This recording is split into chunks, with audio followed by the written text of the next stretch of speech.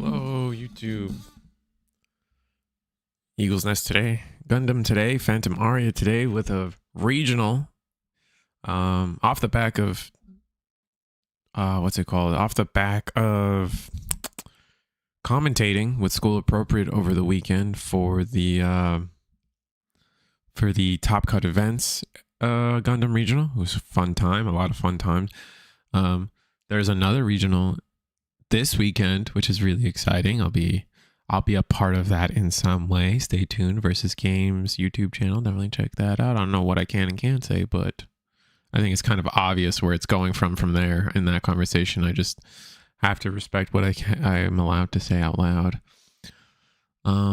What's up, Blake? You still play Gundam? I feel like, and now that I think about it, I think you play Gundam more than you play Digi. Am I wrong about this? I think you've just been taking a break from card games and period. Sad I missed another night. Yeah.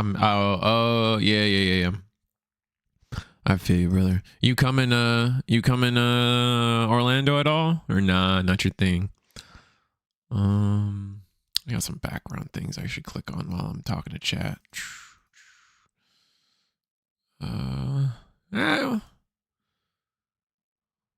I haven't updated my social thing, but we'll advertise Coach SK one more time. Last week we had Coach SK as our guest, which was really fun.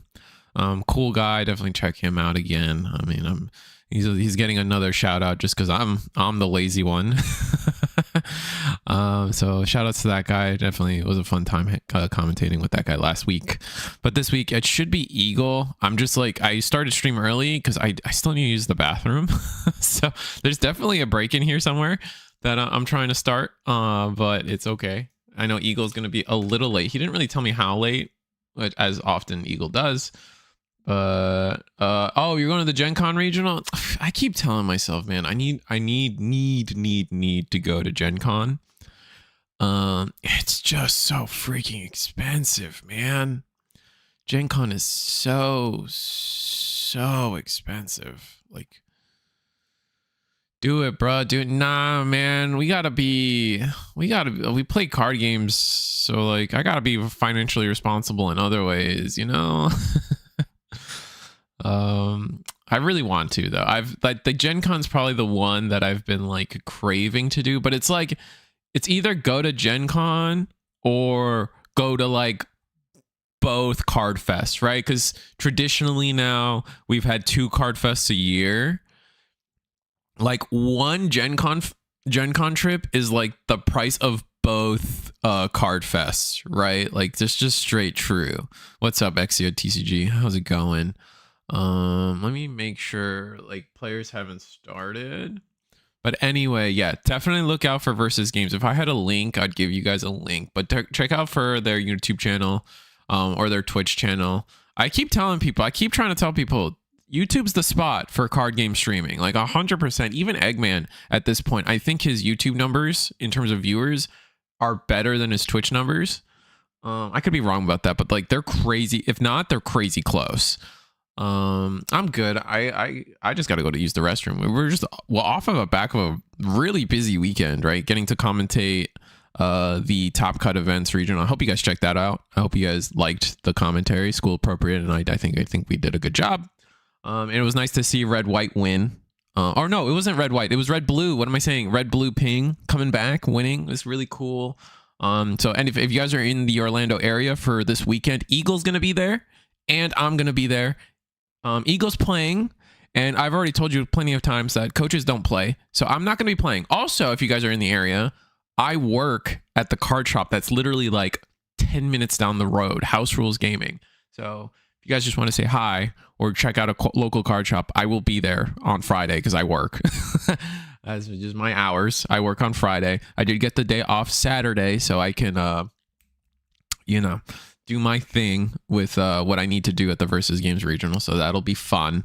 Our players probably have started, honestly. Like the player meetings the player meeting for Gundam literally just ended. Sweet. With that said, no, I was really like, I don't know, man. It's a tough. Gundam is in such a weird spot. Like aggro is so annoying. Yeah, I think I've cultivated a viewer base where I can just say that and no one's gonna chop my head off. Like, I don't dislike you. I don't. I here on the channel, we're really good, and my audience, we're really good at separating the deck from the player. All right, deck, player. Was it called, like, what are they saying, like sports, like hate the player or hate the game, not the player, or don't hate the player, hate the game, or something like that. That, like, if you play aggro, this is not against you. You wanted to win.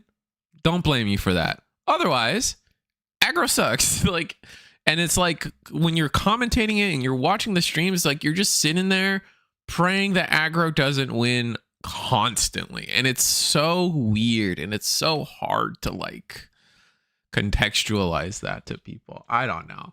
And the whole time you're just like, because you don't want to have a bias. Like, we're human. Everyone's human. We're going to have a bias, but you don't want to have such an extreme bias when two players are playing, right?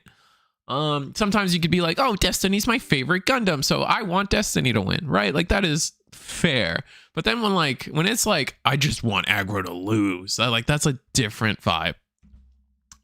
That being said, our players are getting started. I'm just going to pick a random table and I'm going to AFK. Eagle will be here soon. I will get it set up so Eagle can just jump in. I have to use the restroom. I've been needing to use the restroom. I just got home from the supermarket, from Publix, if you will. I'll mute myself. There are 3 people here. Why are there 3 people here? I'm just going to go to table 4 and hope it works out. So many people have the Soletta, the Soletta playmat. That's crazy. Let's see what I got for you guys.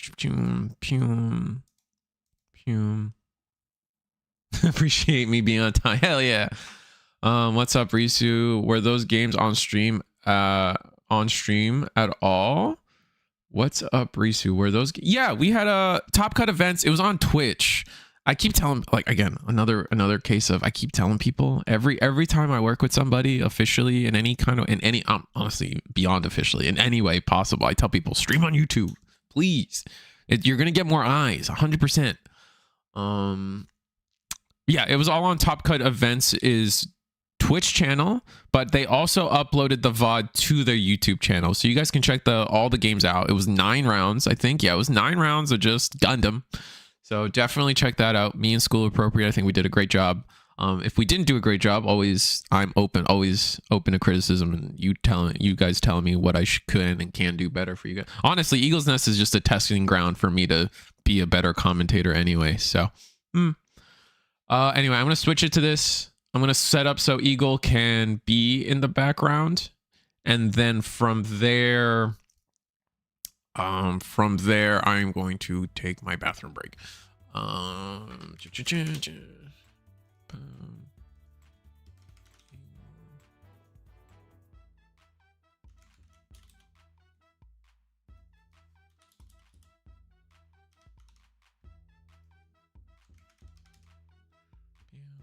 Bam, bam. All right, if Eagle comes in before I'm done, he can talk to you. I'm sneezing. I'm sorry. Anyway, I'll be back. BRB.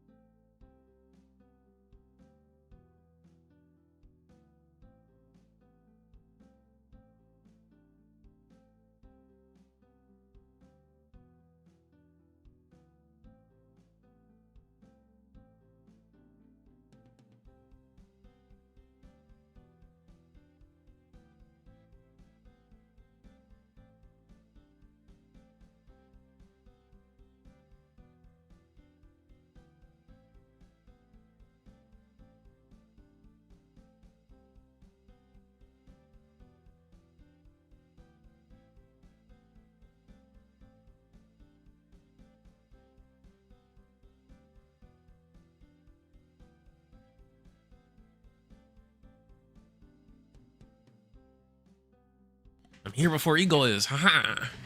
Back. Freshly hands washed and freshly restroomed.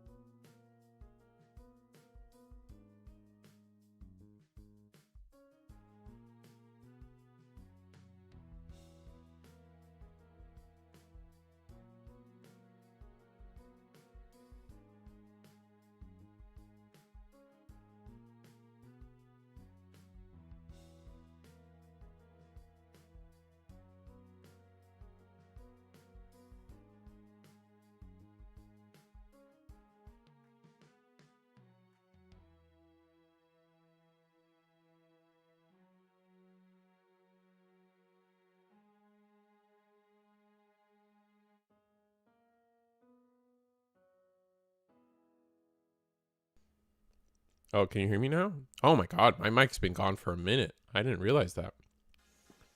Oh man, you guys haven't heard my whole... I went on like 2 rants. That's just upsetting. Oh dear. I don't know how that happened. You guys hear my aggro rant? I went on a whole thing. All right, I guess we start from the top.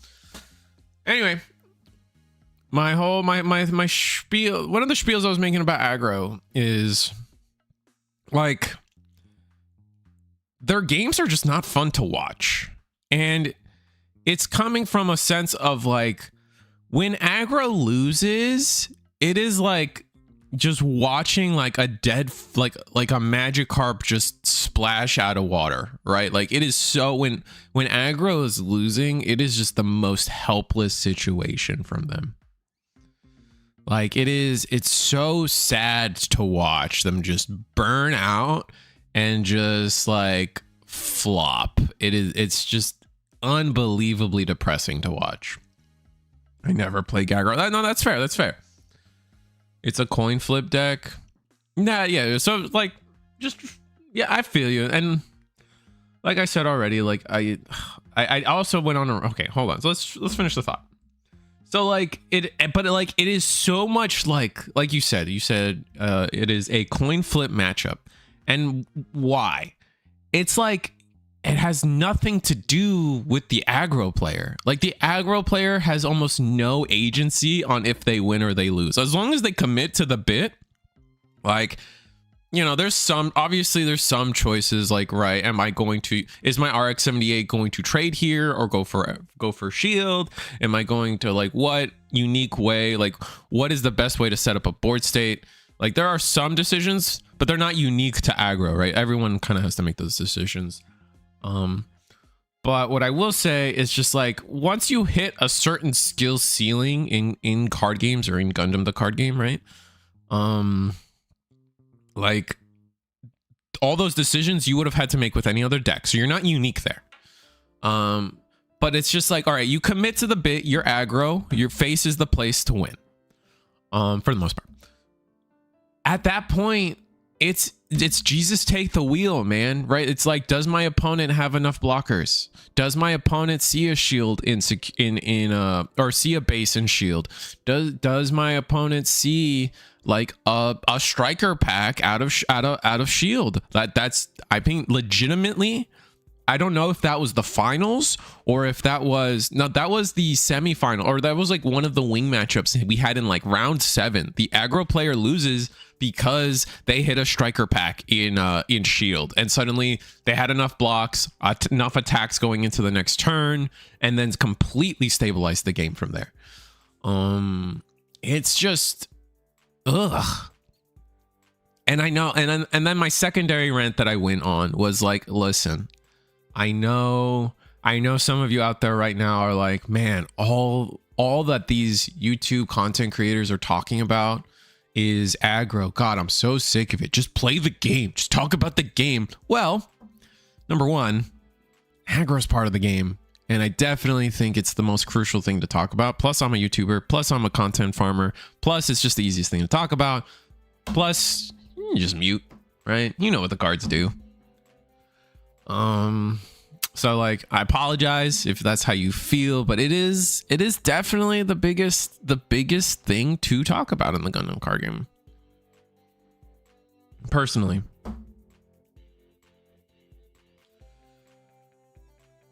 RX-78 with Amuro comes in. 1 card left in hand. What is this SP we just played? It looks like a giant kite. What is that?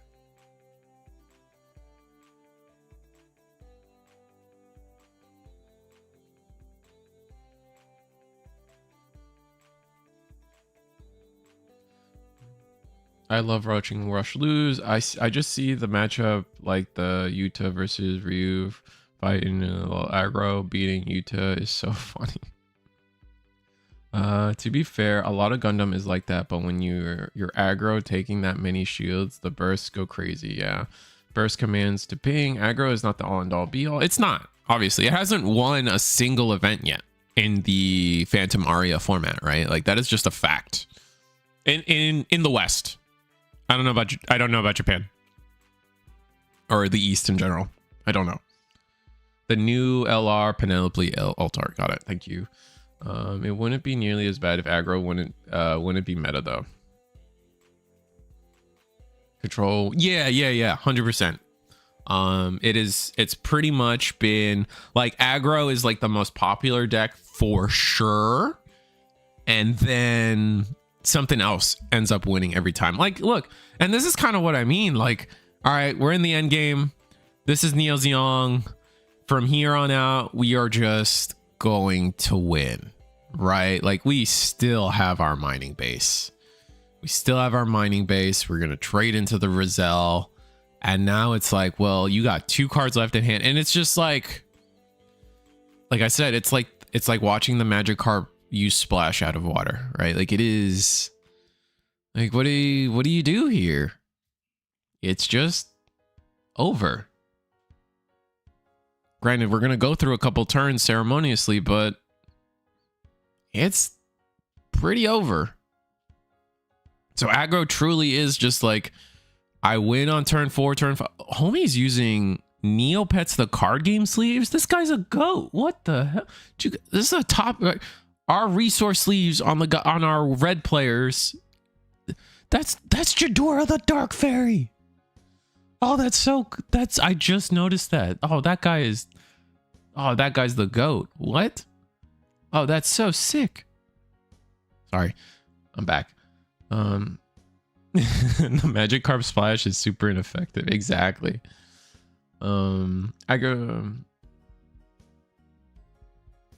It's not the end of the world playing. You just don't. It's just like when you play against aggro or watch aggro, you just feel like there's no agency in the game. It's just a little bit like you're just kind of watching. I don't know. You're just watching card game RNG at its finest. Unfortunately.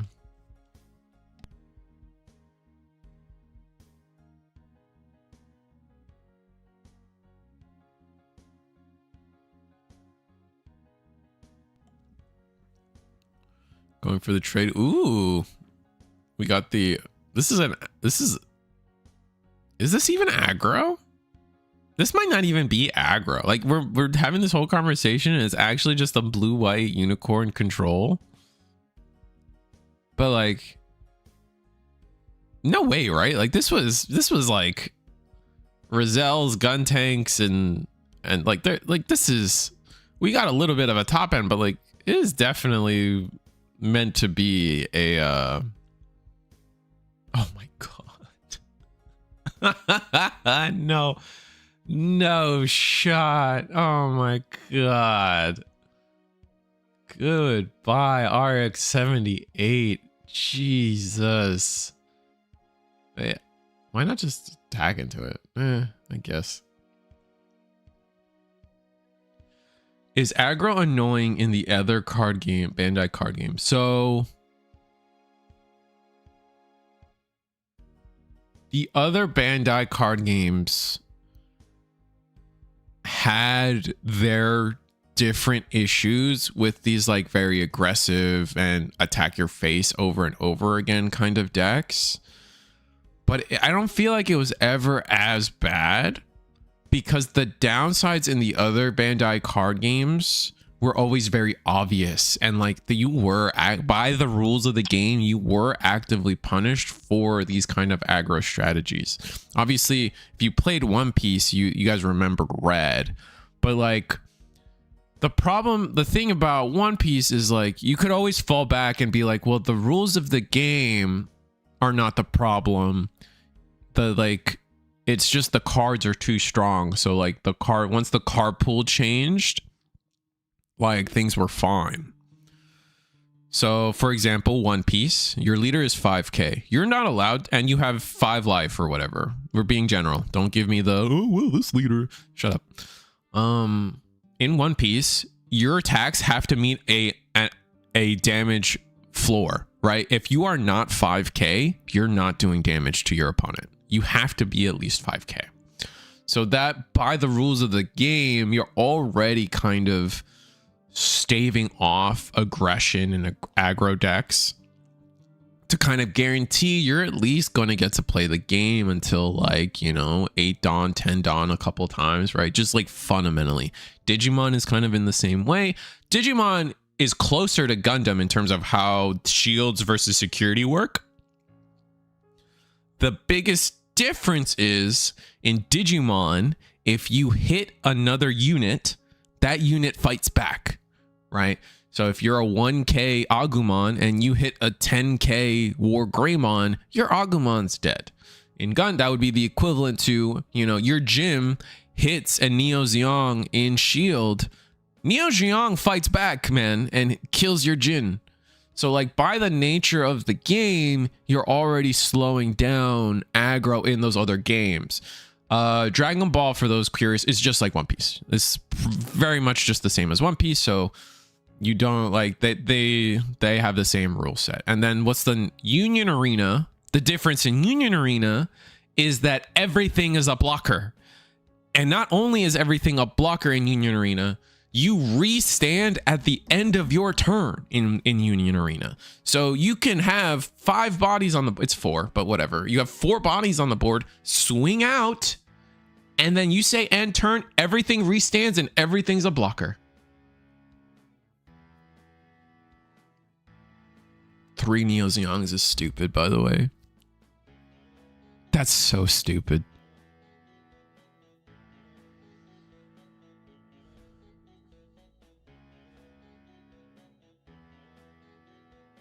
So, and I think the extension to the issue of aggro in Gundam is that it creates with the biggest thing. I think the biggest thing that aggro does to Gundam right now is not that like, games just people lose at turn 5. It's not fair.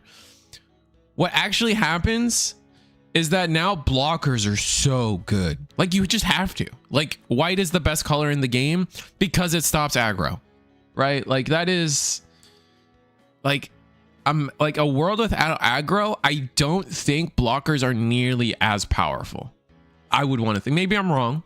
Like maybe we do live in a world. Maybe we do live if aggro doesn't exist. Maybe we do live in a world where everyone just runs 50 blockers in their deck and that's the game.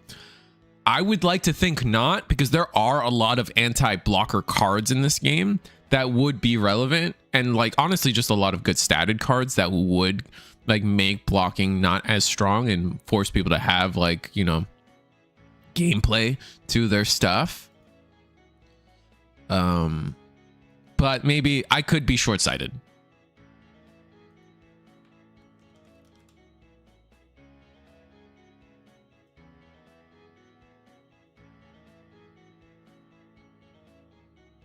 I just know for a fact there's a lot of decks out there that are not viable because aggro is a thing.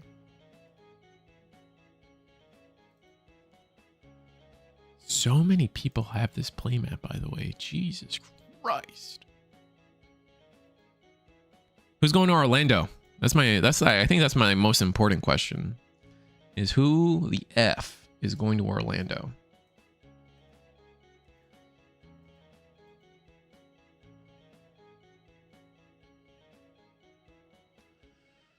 NZ forces you to play that boring wall up style in this environment. NZ? What is NZ?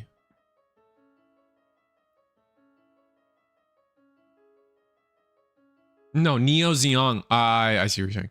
Neo Zeong forces you to play that boring wall up style in this environment style. Yeah.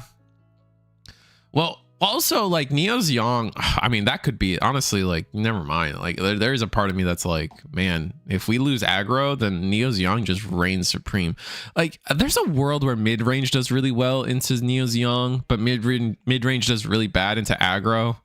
I don't know. Zeong, it used to be wing. Neo Zeong is the new wing, I would say. Like it is, you have to win the game by this point or Neo Zeong is disgusting.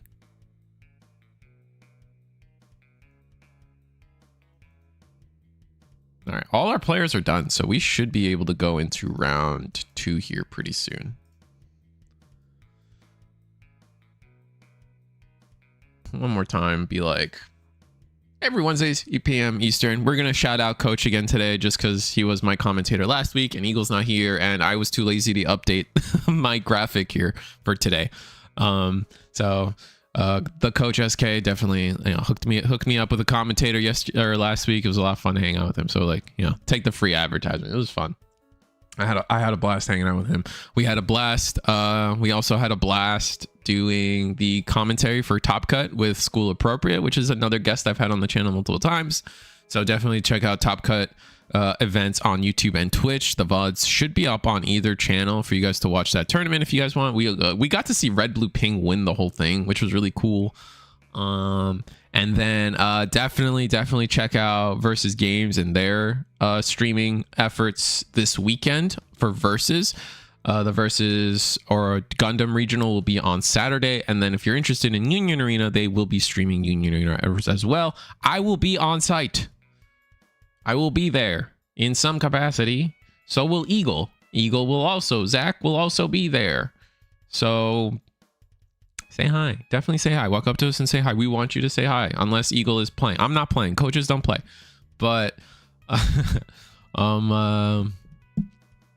yeah. Come say hi.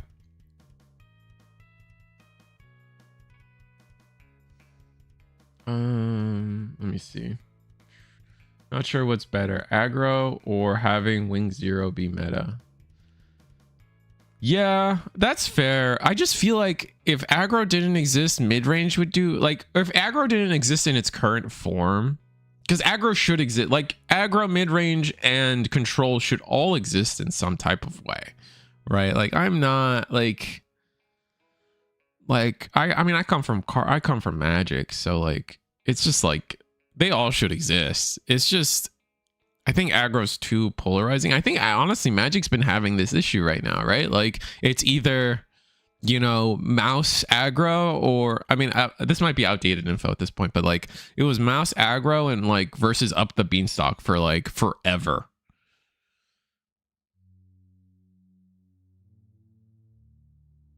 Let's get Geico Killer and Jinzo. Ooh, Jinzo. That's fun. It's my favorite anti-trap card.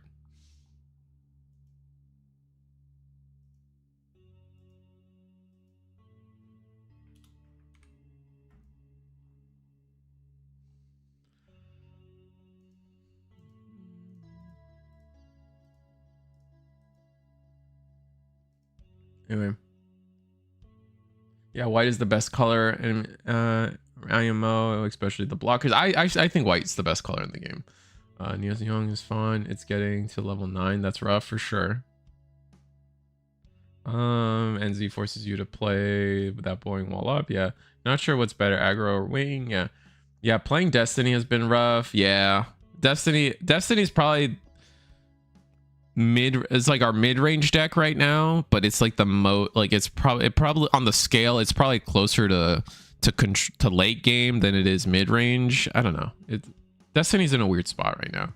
I'm out on vacation days after going to Montreal regionals. Oh, fair enough. Hashtag seed fanboy. I don't really care for the anime. Destiny's just the coolest model kit. I wish Buddy no money. That's fair. I mean, it's free for me to go, so GG. Neo's Young, and the O would be top dogs, I think. Yeah, that's fair. The O does suffer, but if it was a slower paced game, the O would do really well. I agree with that. And Wing, I'm sure I'm in the minority, but I love the aggro format. Makes the games fast and fun for me. I lose to all types of decks as RNG is the game. I enjoy the rush tactic, and that's what so that's what I was kind of trying to say. Aggro should exist in some type of way. I just think it's too polarizing right now. Like you just said it yourself, Baked Beans. Like the reasons you lose are not up to you. The reasons you lose is like, oh, they saw like 5 shields or 5 bases.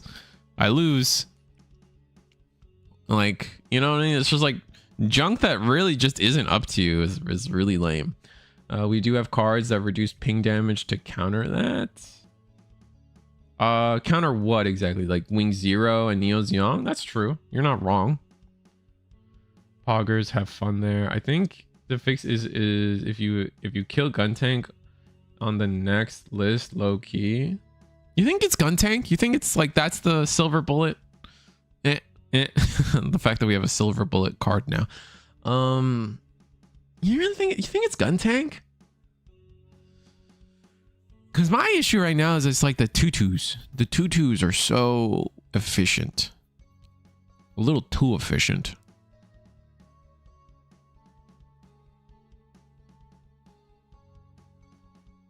But I mean, I'm not saying you're wrong. I'm just like, is that it? You hit Guntank and we're fine? Because I'm not convinced.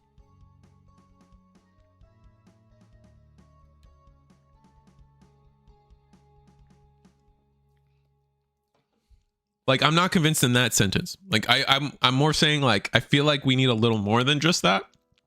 But like, I'm not like shutting it down, right? Like, I'm like, like, okay, Guntank, I see it.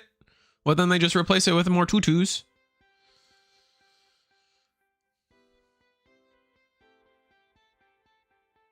Is the least embarrassing route for Bandai. Oh, right. Because if you just ban vanillas, it's just weird. I guess I see what you're saying. We're also only a year in. Let them cool and see what we have in year 2. Yeah, like, so yeah. I mean, that was the second half to my spiel about what the other Bandai card games do. The other Bandai card games, the other parts of why, like, the other Bandai card games, all the other Bandai card games have power creeped vanillas and a lot of these strategies out by now, right? So it's hard to like one-to-one compare because none of the other Bandai card games have this issue anymore. They've grown past it, and that's part of, you know, the passage of time, right? Like you're saying. There was another point I wanted to make, but it's now gone.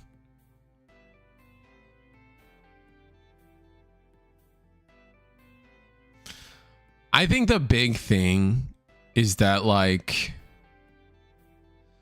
it's hard to see how, like the concern is with Gundam that it's like a fundamental issue with the game and not necessarily the cards that are being printed. With Digimon, with Dragon Ball, with One Piece, it was very easy to make the claim, well, these cards are too powerful. In Gundam, it's like, it's hard to see past the idea of like, well, if I just play 50 tutus and I just win, right? Like, there's that little part of it, like, is there a fun, like, the big concern I think for a lot of people is that does Gundam have a fatal flaw? Right? A lot of you guys come from Magic the Gathering, right? Like, imagine Cobblade, but you only have 7 life, right? Like, I know, like in Hearthstone and in those other games, like, you start with like 20-30 life. Granted, damage numbers matter, so like RX-78 is actually dealing here 7 or 6 instead of like 1, right? Everything only does 1 damage to you, so it's kind of weird. But still, there is like a little bit of weirdness to it.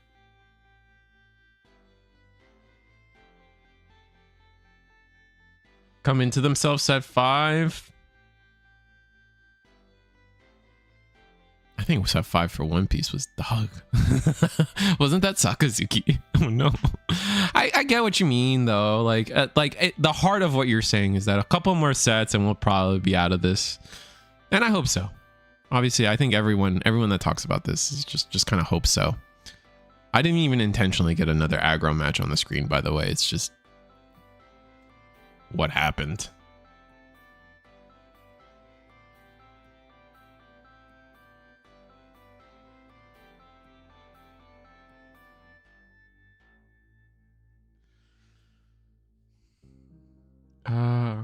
I assume cards have been in production for a long while, so it'll take them time to print. Power creep this, push cards, this talk in anniversary sets. People often forget that aggro can get new toys in anniversary sets. Yeah, I mean, that's the worry too, right? Power creep does, by definition, also means like your 1-drops and 2-drops get better. Casual opinion for real. Which is the casual opinion? Because I won't lie. I am in favor of my casual opinions.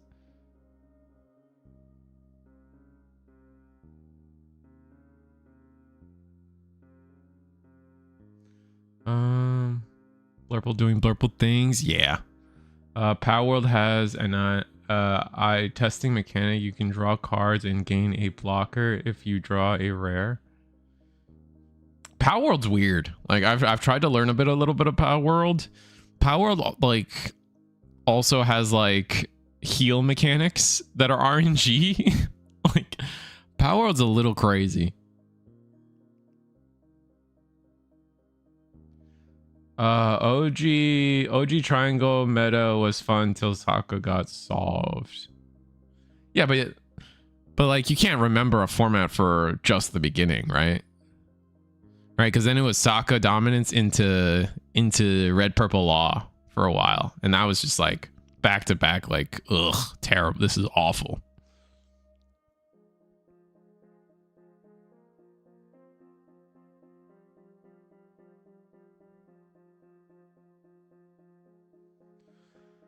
That's like when I left One Piece. I came back eventually, but I was like, I can't deal with this. Like, it was just like, it was so like, God.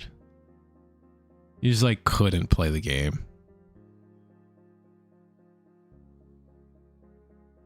No Black Maria. We never got Red Purple Law at its height, but it was still pretty bad. Right? Like, it was still really good. Like, we never got like tier 0 Red Purple Law, but we had like tier S plus Law, right? Like, it was pretty damn close.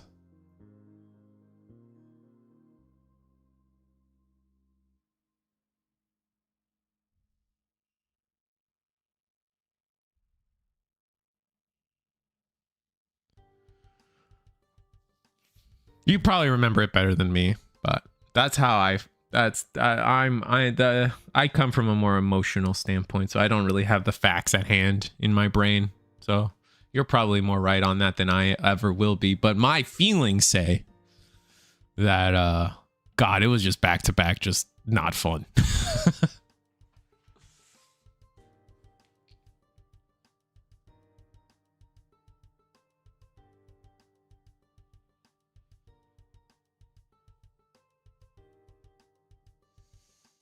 I only went through one locals with Red Purple Law, and that was enough for me to take a break from One Piece.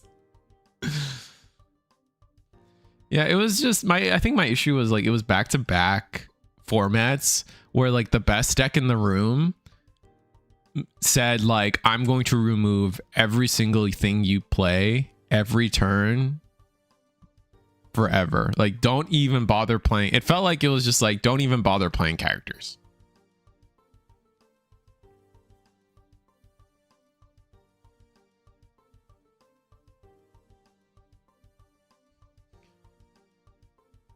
If Red Purple Law, well, I would say it was more Sakazuki that knocked me out of the game. But I mean, fair, man.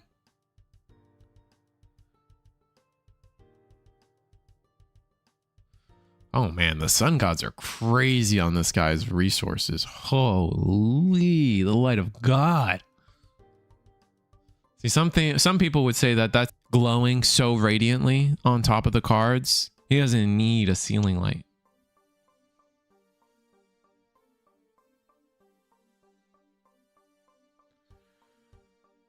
Solved, Sokka was obnoxious. I will give you, but it wasn't solved until post Gecko. Were they not the same set? Was Sakazuki not the same set as Gecko? I guess not. I thought they were. Fair enough.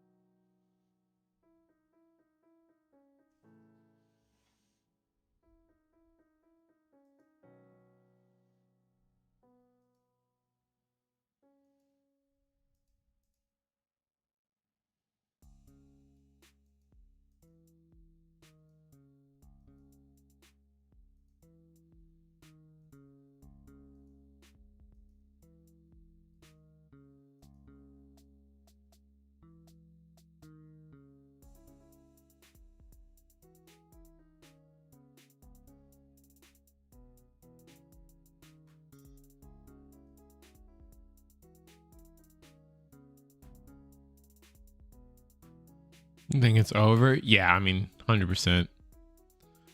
Red, blue, pink, or yeah, red, blue, pink didn't really see the pieces they needed at this point, right? Like you want to be sitting on like Kshatriyas and close combats at this point. Like you have 0 shields. I mean, you're gonna trade into the adept. Yeah, that feels gross. You swing the Marita, but the Marita, it doesn't matter.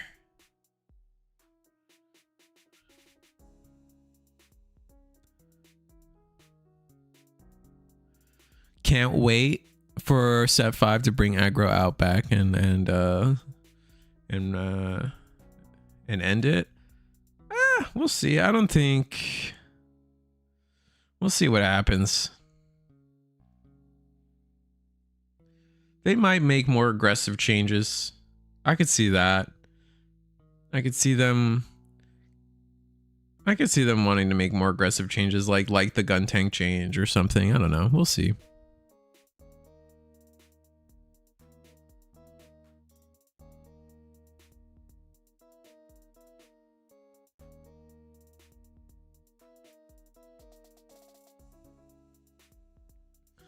Yeah, I'm kind of in Jez's camp. I feel like aggro's always going to be around.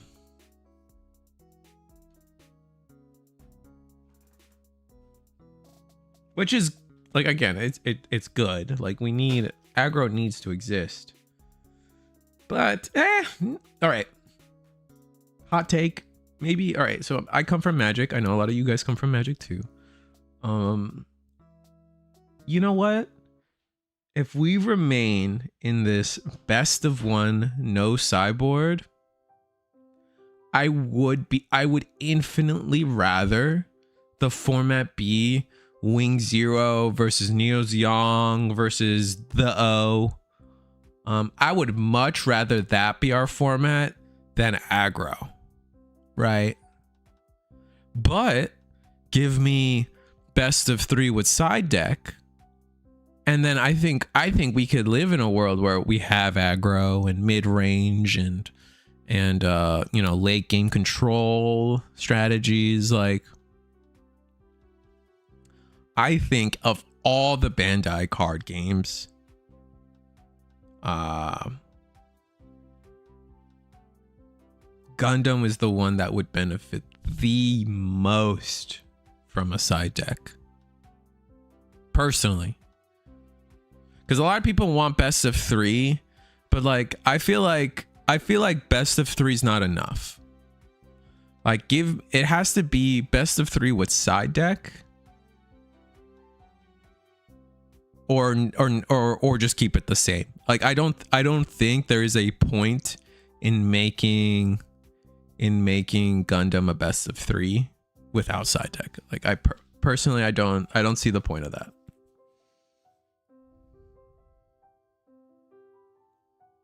Sounds like I want to just play chess. Sure.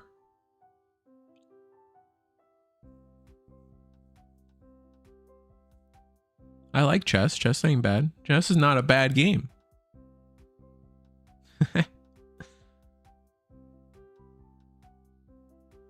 It's not a bad thing to be closer to chess, right? Most successful board game in the world.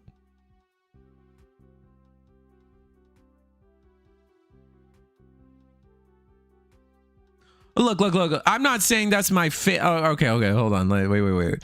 That's what late game control mirrors are. Sure.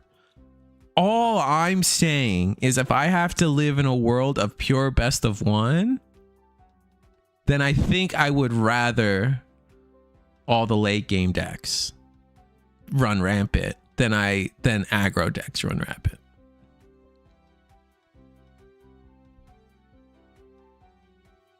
But I don't know. Maybe I'm wrong. Maybe I don't know what I want. Do you think a sideboard would really help with the aggro problem? I feel like the mechanics of the game are just inherently make 2 1s and 2 2s with some of the sort of draw engine just super oppressive. I think unironically, I do feel like sideboards will help because there are a lot of cards in this game. There are a lot of deck building concessions you guys as players have to make because you have to think to yourself, all right, I have to beat aggro, but I have to beat aggro in a way where the cards aren't completely useless against Wing Zero, right? I'm gonna revert back to pre-Phantom Aria, but like there is most definitely, I don't think this can be argued, I think we are living in a world of 2 extremes. I think it's like you either lose turn 5 or turn 4, whatever, to aggro, or you lose turn 13 to Neo Zeong or Wing Zero, right? Like I think we are very much in an era of like it sucks to be a deck in the middle. So I strongly feel like if you can go in game 1 with like a generally like maybe your plan is like you deck build like most people do this now. Right now, what most people do is for the mulligan, they like I have to mulligan for aggro. I don't know what my opponent's playing. I have to mulligan for aggro. My starting hand always has to be good enough against aggro. So it's like the same thing, right? Like you just tech more for your side deck will be just like, I don't know. I personally think side decks are a lot of skill expression. Personally, a lot of deck, like it rewards deck building and it rewards like, there's a lot of cards in this, in all card games. Honestly, there are so many cards that have their good niche situations and they are in for what they do a good card, but they're not good generically enough to put in your deck because you're like, oh, this card's great against aggro. But then you ask yourself, well, what if I'm not playing against aggro, you know? And so when you're doing a tournament run, you have to account for a lot of these things. And a lot of these cards don't get played because, you know what I'm saying? Like, because like there's always the possibility you don't run into aggro. I should go to another match.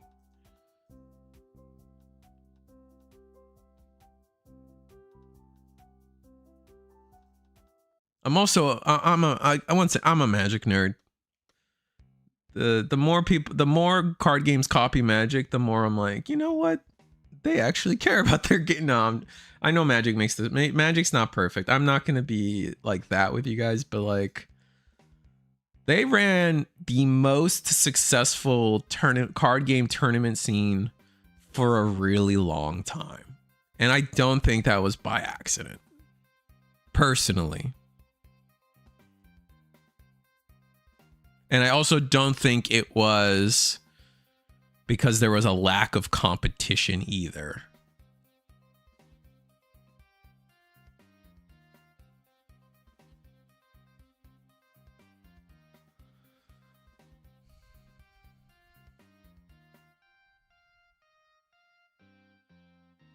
Sorry, I've been missing some of these comments. Hold on.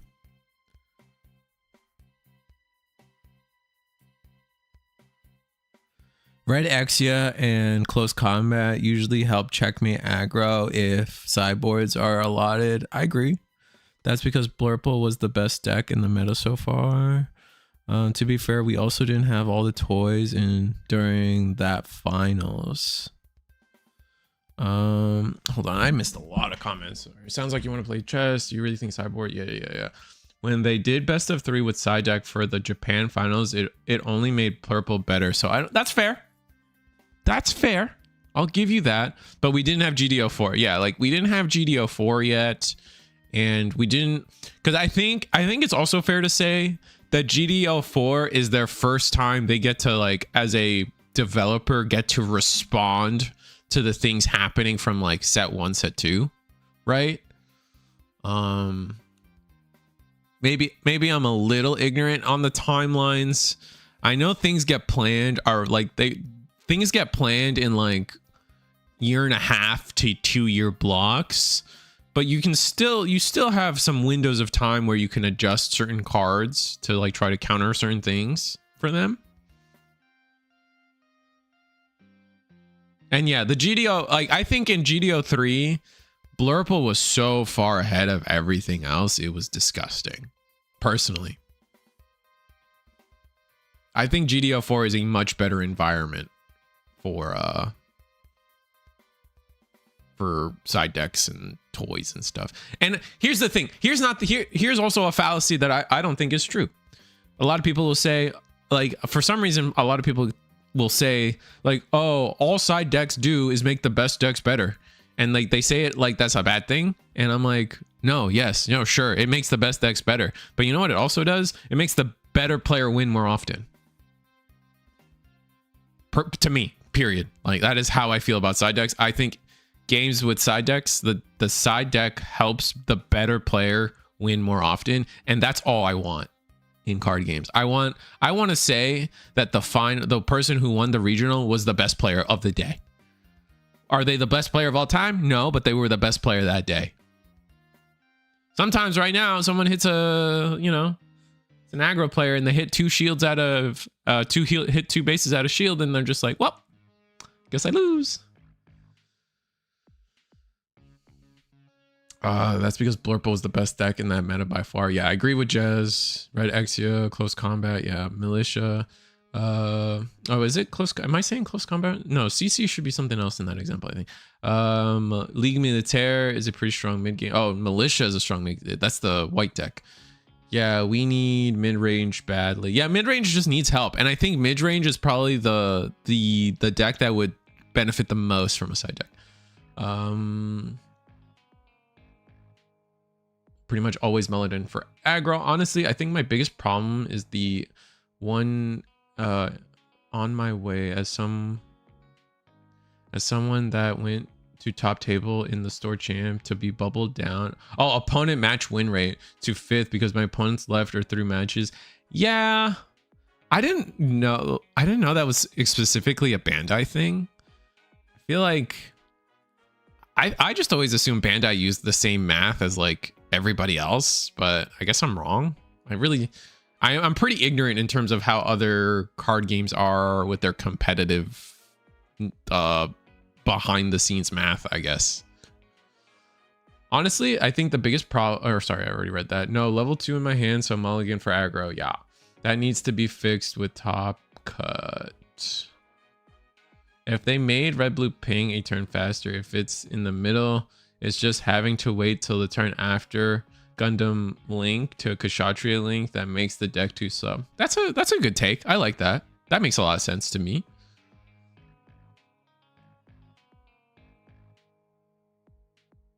Look at Riftbound. Meta feels so diverse coming out of set 3. Got a competent ban list, and while there's S tier decks, there's still a lot of representation. I agree with Jimbonus. I'm gonna go with Jimbonus. I agree with you, but let's add the caveat that Riftbound also highly incentivizes people playing different leaders because they have the chance to do the best of.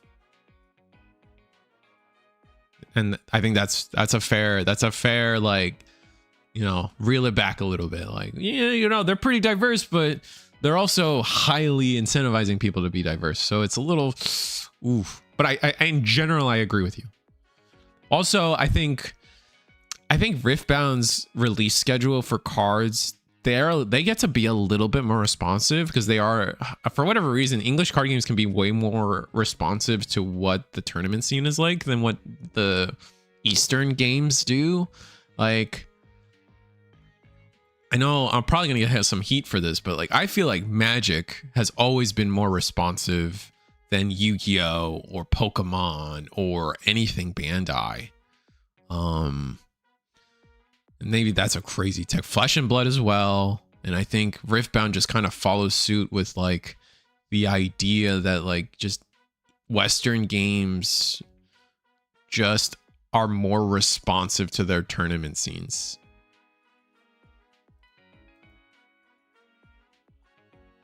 I could be wrong, but that's just a vibe I'm putting down.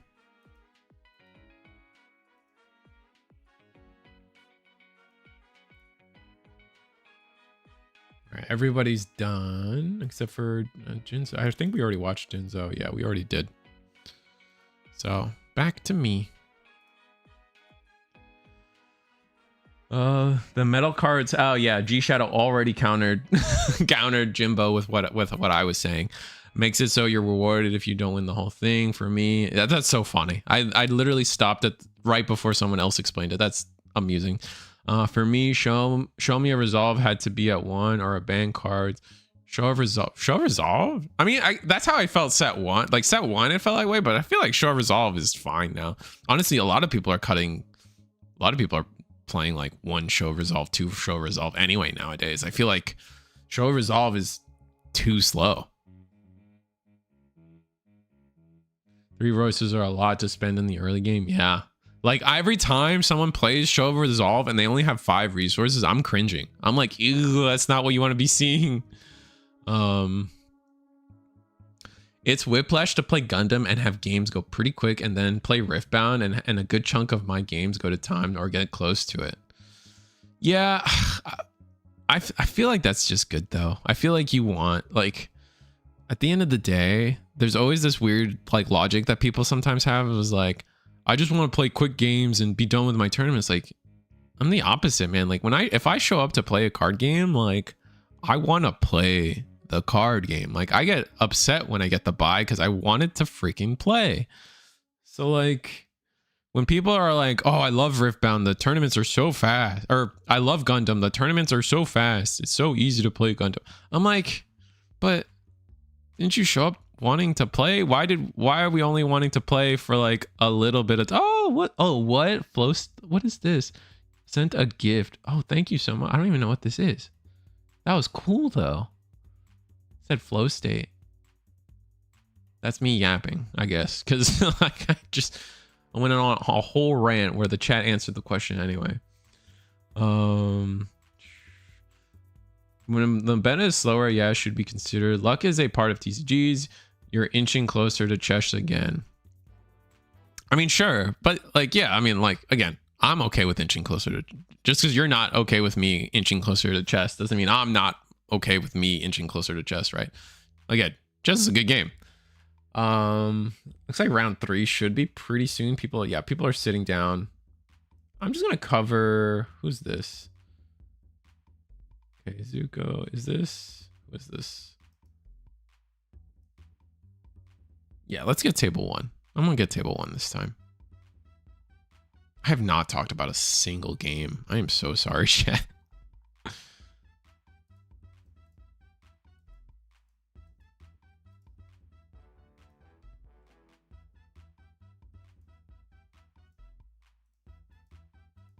Also, anyway, I agree with you that our like card games should have like RNG to it, but like I feel like the RNG should never be like if the like there like I don't know, there's scales to it, man. Like there is you have no agency, and then like R&D, like there's a difference between RNG helps you, like forces you to change your strategy or change your positioning or change this about how you're playing the game.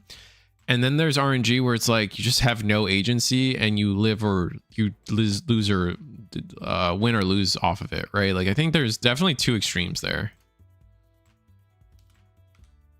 But like, again, chess is the most successful board game in the world, so getting close to that ain't bad.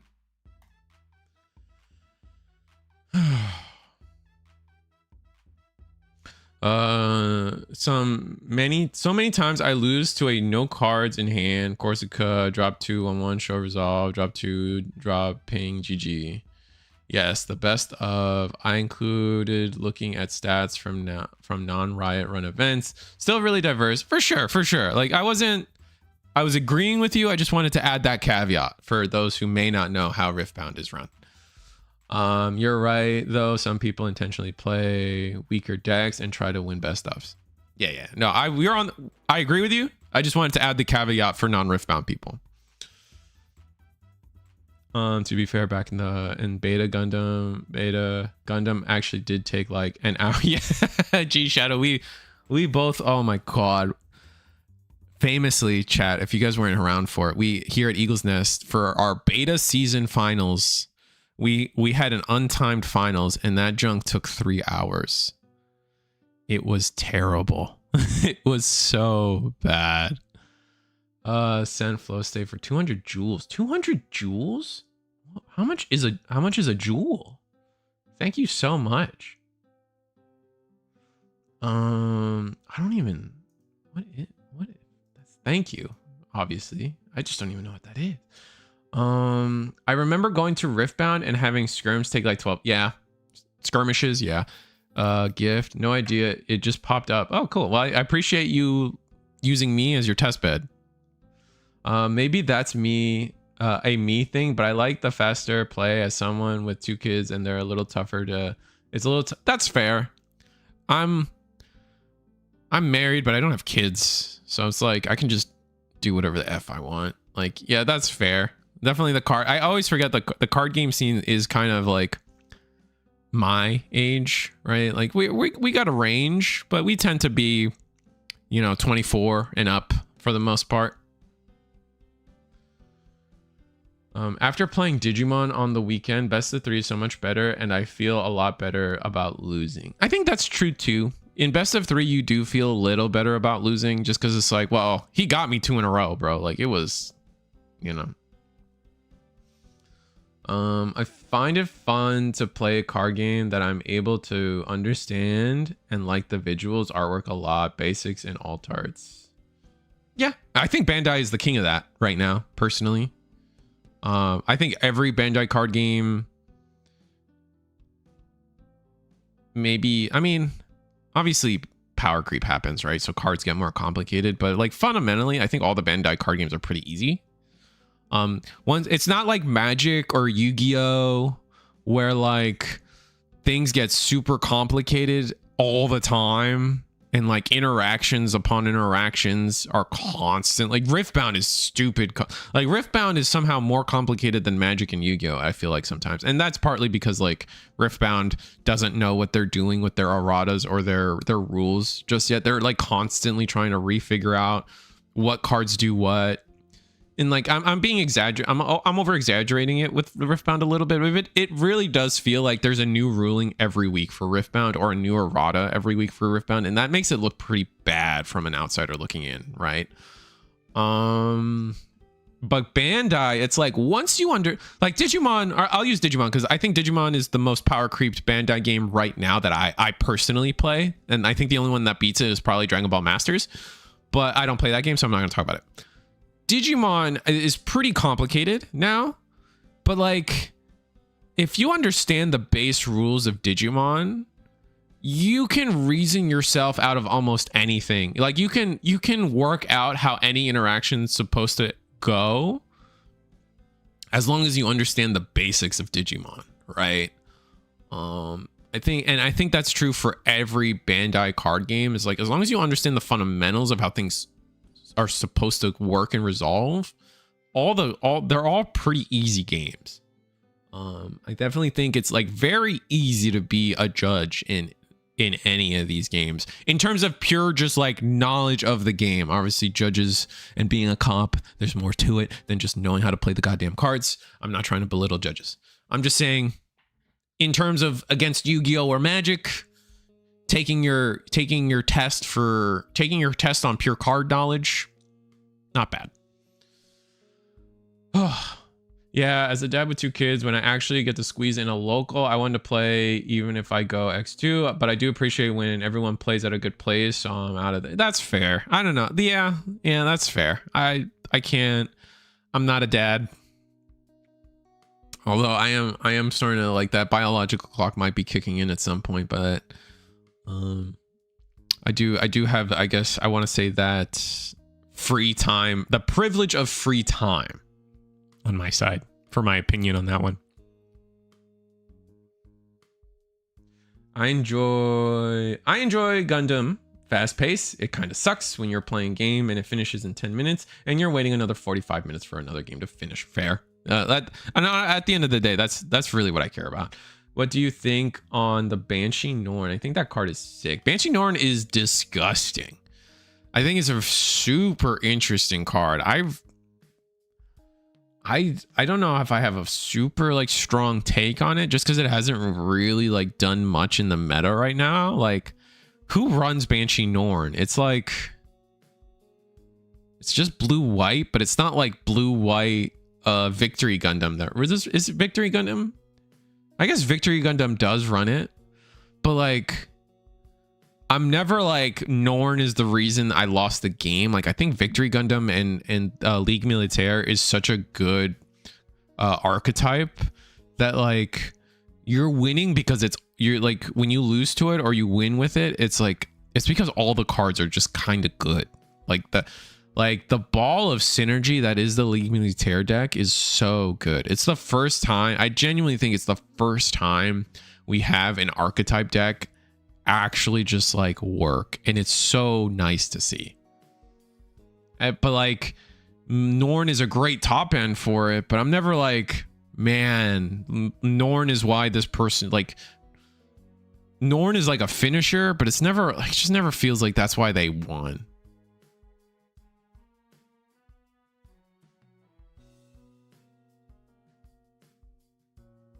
It was so long. What was so long?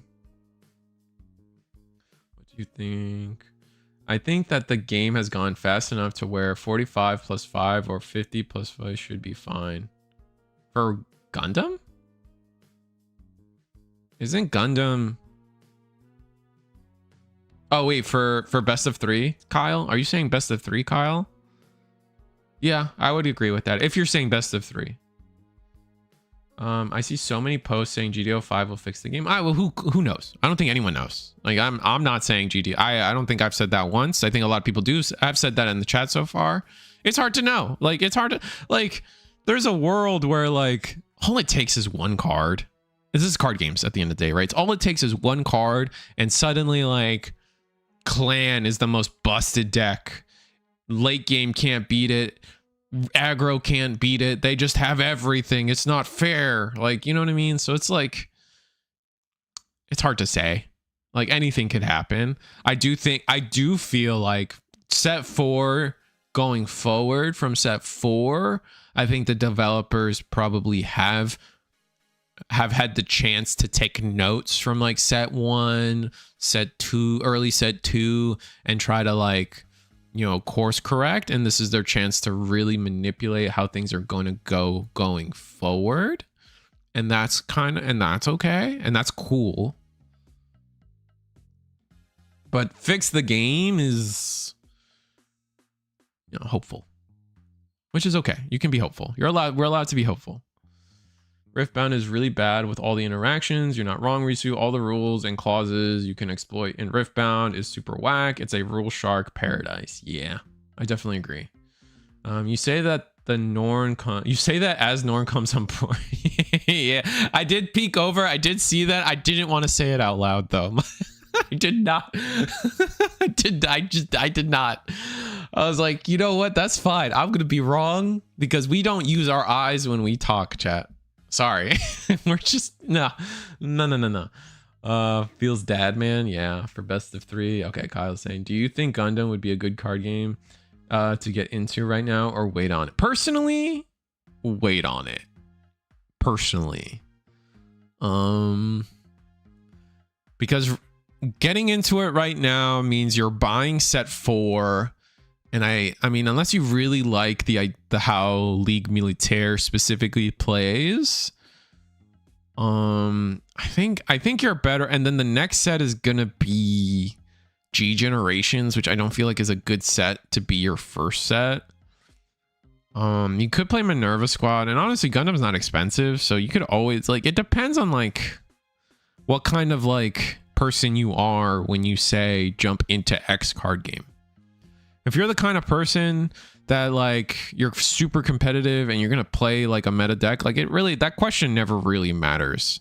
So I feel like when you ask the question, is it a good time to jump into the Gundam card game? It's like I kind of think in terms of like, is the current set a good set as someone who owns 0 cards to buy into and start building some decks and playing the game?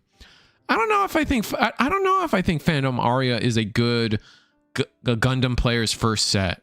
I'm hoping set 5 is, and set 5 might be a good Gundam player's first set.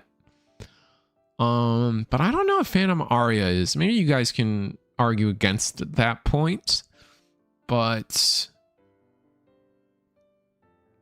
otherwise, if you're just like a competitive player and like you're just always gonna buy whatever you want to buy anyway.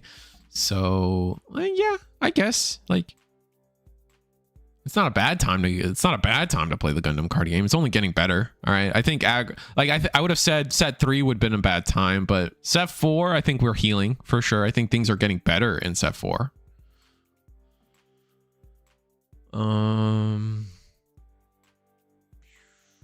That Banshee do the comeback. Yeah, that's true. My advice would probably be wait till set 5. Yeah, G Shadow backing me up on the set 5 thing. That's, bro, stop. All right, like, okay, look, there's not too many brain cells. I can't be sharing them with you, brother. Like, stop. This is like the 3rd time. If you're going to get into the Gundam card game, do it now, I'd suggest. Why do you feel that way, Kyle? Is it just like price wise? You think everything's gonna shoot the F up, so like get in run when it's kind of cheap? That's fair. That's a good way to think about it too. I didn't think of that. I feel like Gundam would do well to put level repetition restrictions. Define level repetition restrictions. Like you can't play the same level during the same turn. You can only have so many levels of X level in your deck. Like expand on that. Highly doubt that we will still have a problem where most pilot links suck compared to generic pilot effects. I think that's one of the big things I feel like is being fixed a little bit starting set 4. Like I think set 4, our pilots are just getting a little better. And like we're seeing like Uso is a beautiful pilot for its deck. Ranar. I forget the Banshee Norn guy. Riddy. Riddy is a really good pilot for Norn and is good enough to put in other decks. I think Shin and the Minerva Squad guys, I think they're better than a lot of people give them credit for. I think we're slowly starting to get pilots that match the strength of Amuro Ray.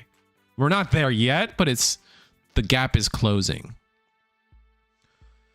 Highly doubt that we still have problems where pilots links suck compared. Yeah. Yes, you can skip EBO1, but I'd recommend getting some staples of the meta, your RX 78s, AL strikes. Yeah, that's always going to be kind of true. Your first wave of starter deck stuff is still some of the best stuff for sure. Don't disagree with that. Set 5 had G Gundam debut. That's all I need to know about the game. Saving money to bling out the deck and just got a raise at work, so more money. The Domo and Shining Gundam Altar playset. Hell yeah. I hope they have Dragon Gundam. Dragon Gundam was my favorite from G Gundam. I'm hoping we get that guy. July has a starter deck box set with a ton of cards for people to jump in. Oh, that might be the best place to start. That baked beans, I think that's probably the best thing to do, period.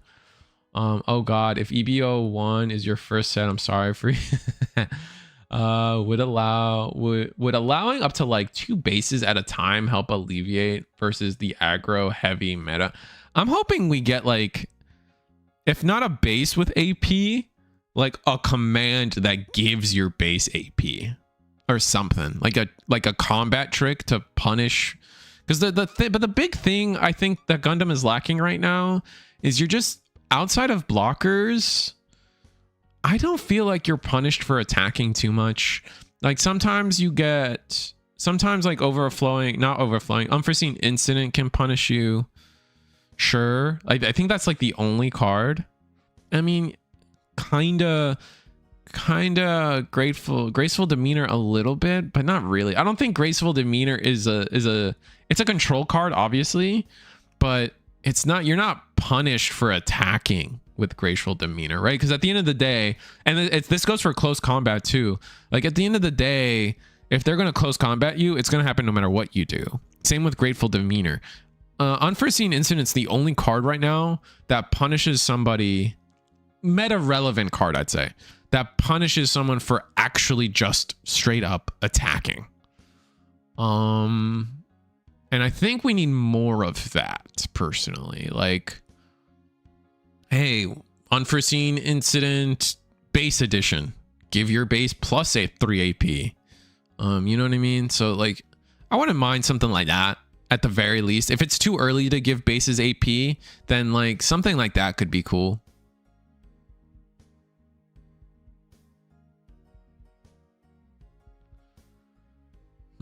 If the reprint product is printed to oblivion and easily available, then Set 5 will be a good place to start playing Gundam. Yeah.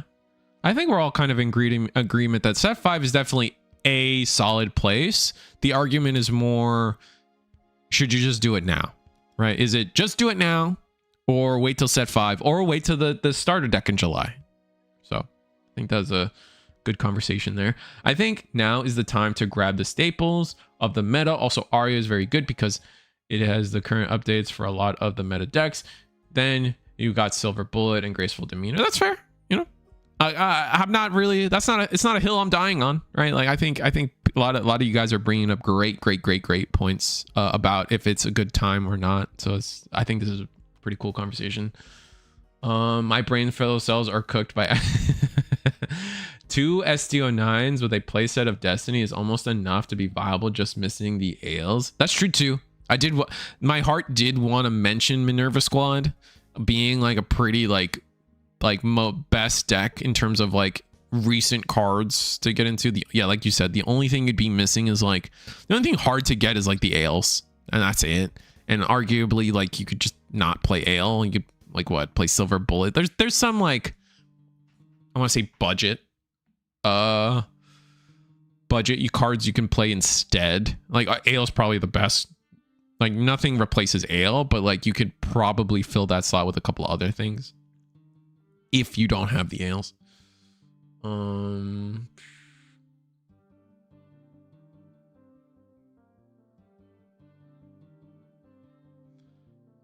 Yes, RX-78, Ale, Wing, etc. I think those staples LRs are a decent price right now. Okay, that's good to know.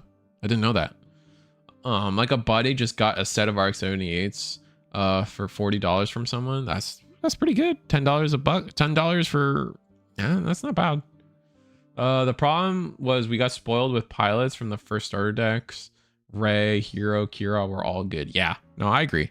I only see unforeseen on last swing. Yeah, I was thinking that there would be a limit to 6 to every level. That way a person's chance of dumping clip out like 5 level 2s by turn 3 or a 1 cost each is way lower. That's fair. It's called SCO1 deck build box, has over 150 25 reprint cards for deck building and some GD05 boosters and other. Oh, that's really cool. Okay, that's awesome. I agree they need to give bases AP. Fair enough. I mean, I don't think that's a hot take.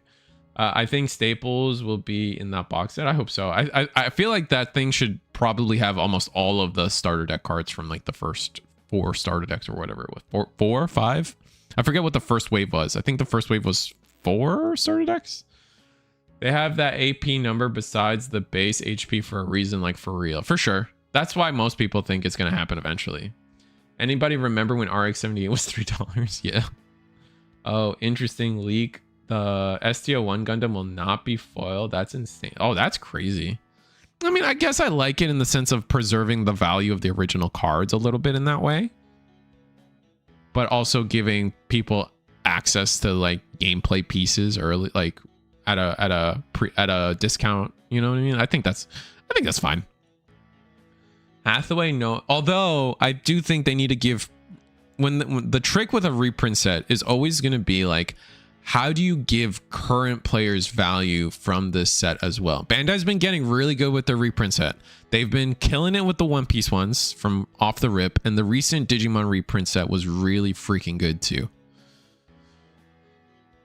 So they have kind of locked in a pretty good formula for reprint sets now.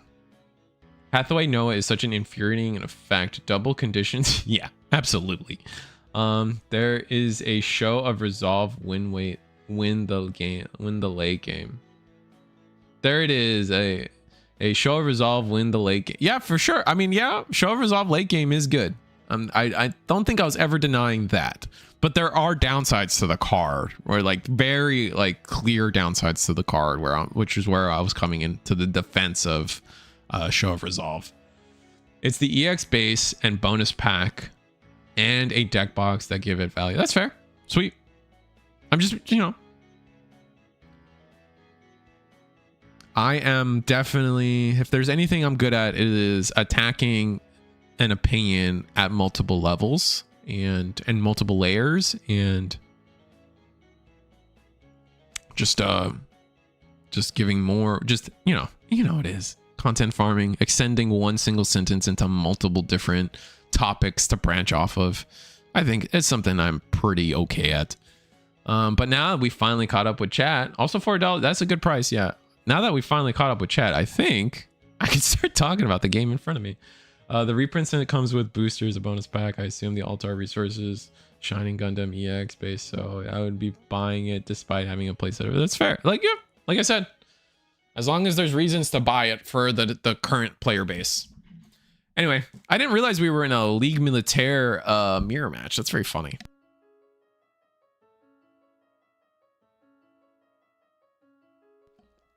Okay, so the core fighter attacks into the gun easy, I think it was.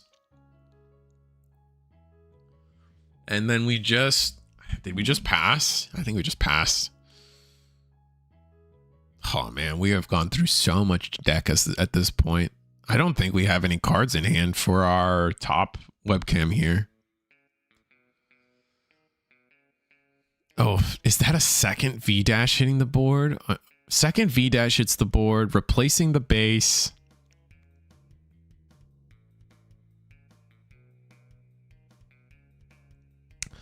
Now we hope that we can just hope that we can actually acquire this damn thing. I think Gundam's been healing, right? My store has the Iron Blooded, has pretty much everything. We just sold out of Dual Impact, but we still have Steel Requiem, we have Phantom Aria, we have the Iron Blooded Orphans and the Clan Unity Assemble like packs. For a long time we had the Gundam Wing Assemble, like all the original Assemble sets. We had all of those. I think Gundam, in terms of getting product, has healed. It looks like our bottom player took it. That'll be Mr. Chachi.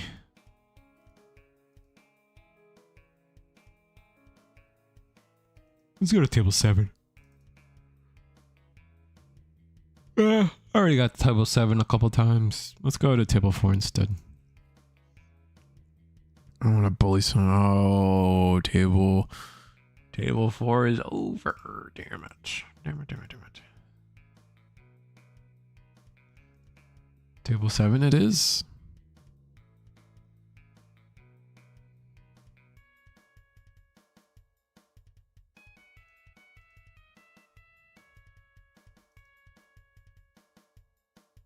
Is the board cleared for both of them? That is wild.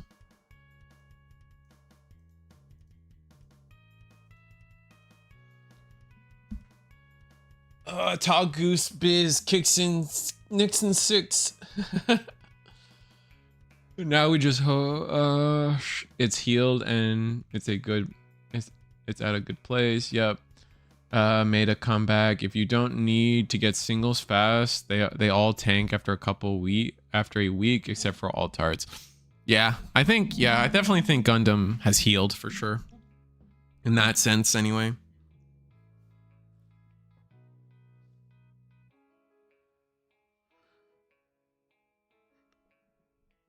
Set 5 might be a problem. All right, looks like this game is also over. Red White takes it.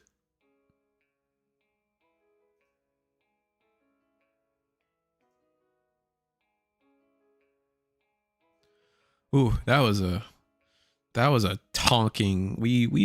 I think I just read comments and yapped for like, what was that, 25 minutes straight? That was crazy. I'm gonna catch my breath after that one. All right, all our tables are done, so we're gonna be waiting for just gotta wait for round 4. Or do we even have a round 4? I don't know how many players are playing tonight. Probably have at least one more round. Excuse me.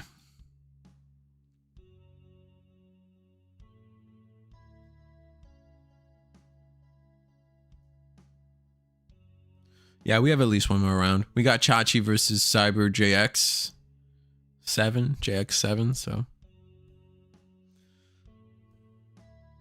Oz got done dirty. Yeah, they did. There's a lot of little archetypes that didn't do well, that didn't make it, in my opinion. Here's hoping I can buy a case of GD05 day 1 MSRP then. Probably. I wouldn't be shocked, honestly. Here's the thing though. Remember, MSRP is $120. I think that's something people still kind of forget about all the Bandai card games. All of the Bandai card games, a box for their sets are $120 MSRP. Don't hit me with like, oh, but nobody charges that. Everyone always charges under MSRP. That's not what we're talking about. MSRP for a box is $120. So a case of Gundam is what? 12 boxes in a case? A case of Gundam is $120 times 12, right? So just put that in mind for everyone. I just want to make sure everyone's understanding what we're talking about. I wouldn't be surprised. I definitely, unless like for whatever reason, because it's an anniversary set, and anniversary sets always go kind of sicko mode in terms of the secondhand market. So I would not be shocked if like things are fine now, but next set or GD05 it blows up again. I wouldn't be shocked. But like, I also wouldn't be shocked if like early on, like you're able to get MSRP, a case at MSRP. MSRP, never heard of her. I'm just scared of set 5 sealed being scalped since it's an anniversary set from a Bandai TCG. Scalpers will need to latch onto something between Pokemon releases. That's true. You ain't wrong.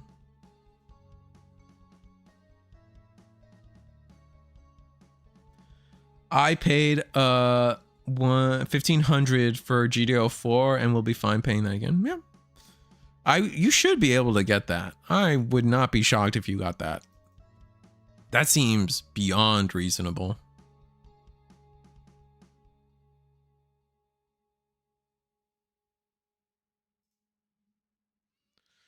This is going to be our finals, by the way. So I will try my best to actually talk about the game a little bit.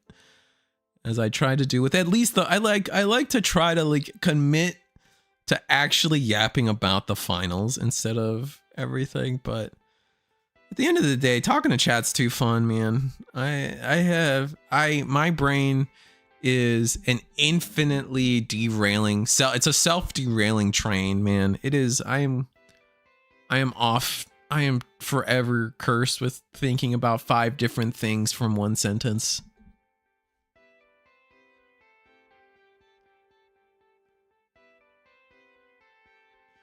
GD05 is also hyped because of G Gundam.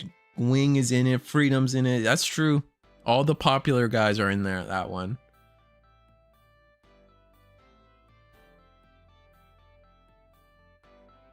My locals. Well, to be fair, I work at my locals. And my locals, we do our damnness to make sure our players are supported first above all else. So like, there's definitely stores out there that want that like try giga hard to support their locals.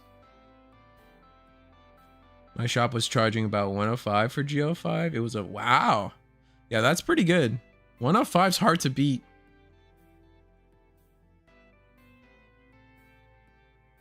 I don't mind not talking about the game, but I can see why people get annoyed because it is a turn. Yeah, exactly. You gotta do a little bit of both. I'm always on here but never play. Next time I'm gonna play in one of these. Yeah, for sure, brother.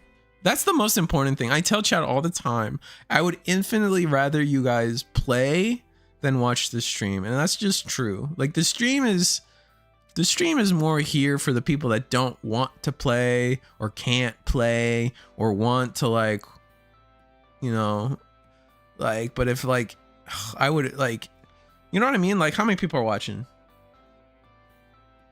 I would rather, okay, so there's 49 of you guys watching. Thank you, by the way. But I think everyone here, everyone on the Eagles Nest staff would rather there be 0 viewers of the stream. This includes me, right? We would rather there be 0 viewers and 49 players playing, right? Like we would almost always rather, granted that means you're giving us money, right? Like that's always great, but like our margins are like tight. Like per tournament, Eagle makes like $5. Like it is, the margins are so, this is so much a for the community by the community event that like the margins are so thin that like I can't even earnestly tell you like, oh yeah, I want 49 players because we're gonna have that many players times $10 per entry, like, because it just doesn't work that way. We prize out so well, we scale the pricing, so I would just rather more players, right? Like that's at the end of the day.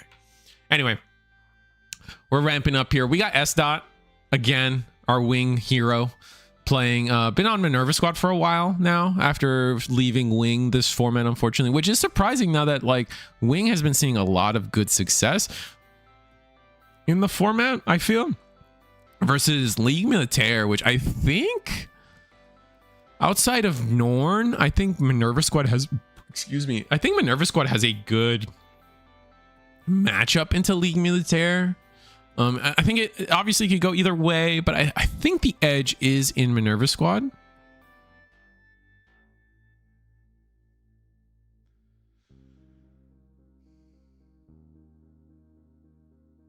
I'm on Hopium that Wing will get really good level 4. Well, Wing, here the thing about Wing is I still feel like the fact that it's white and the best Wing decks were already green-white, and so they're going to support the 2 colors that they're already in, is going to be huge for them, first off, to the point where you don't really have to alter your deck too much. And then on top of that, I think a second hero Yui. I talked with Coach a little bit about this, and I don't think he agreed with me, but I genuinely think being able to consistently wing starter deck wing LR Pismelian hero Yui link pair attack something heal, I think that I can't help but feel like that is going, like, being able to consistently do that with a link pair is going to make the deck so much better. and then include, and that on top of being able to do that, like more hero Yuis to link pair with I don't know, the heavy arms that has the generic trait for linking, or like bird mode becomes a better unit because it does link with hero Yui, and you're not wasting one of your precious hero Yuis on a bird mode, right? So you can start linking with it. I just like fundamentally that sounds good. Could be wrong. I'm often wrong on these kind of things, but that's just where my vibes are at.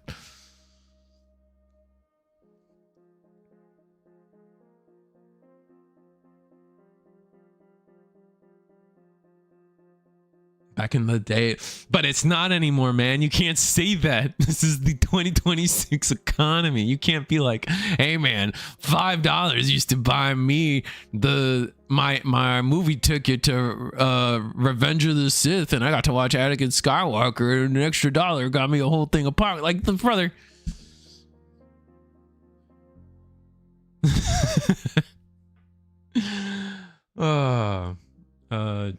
True, but just looking at an excuse to just the Kira package, yeah. I want to be more proactive early game instead of sitting back and blocking. That's fair. I don't disagree.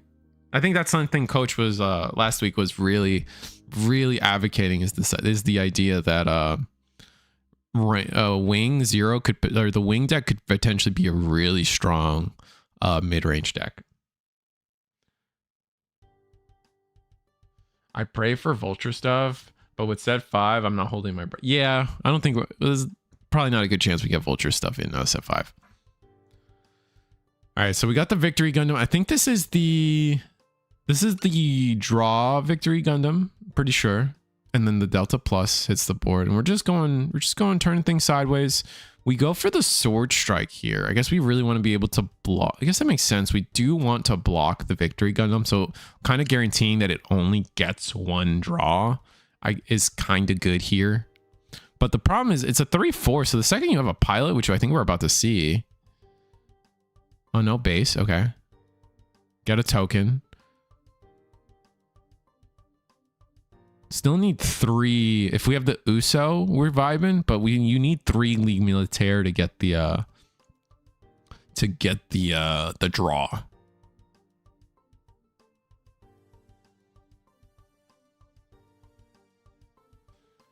$3.18 for a double stack large combo meal at Wendy's. Those were the days. Yeah.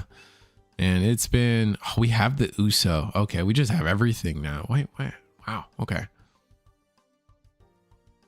So yeah, now the Uso makes this block like kind of bad, but we do get to draw. Oh, we're just gonna attack into it. We don't have first strike, right? Okay, cool. Hit the 4. This makes sense. You want the Sword Strike in trash anyway, especially once you actually can either Impulse Gundam it out or Destiny Gundam itself. Save the block for like defending your Force Impulse, so you can kind of Force Impulse on your own terms. I like it. Delta Plus is going to go in. Yeah. I don't know where this is going. If it's going at maybe you actually care about protecting the base. But either way, I think that's just a good block regardless. Oh, Delta Plus with Riddy. Oh, wow. All right. Yeah, Force Impulse taking the bite there. But oh yeah, the repair. Impulse Gundam. Oh, we're taking the Impulse Gundam back from with the Force. Oh my god. The on destroy effect of Force Impulse brought us back Impulse Gundam to hand.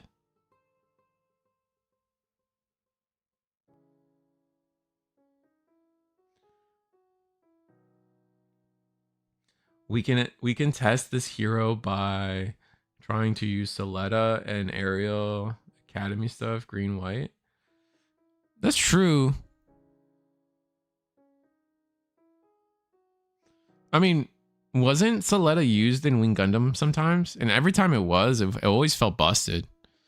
Oh, the fact that we're playing Ray and then I forget what this guy's called. I forget what the was that Ray Zaku or something? Oh, I forget what his link pair, his mobile suit is.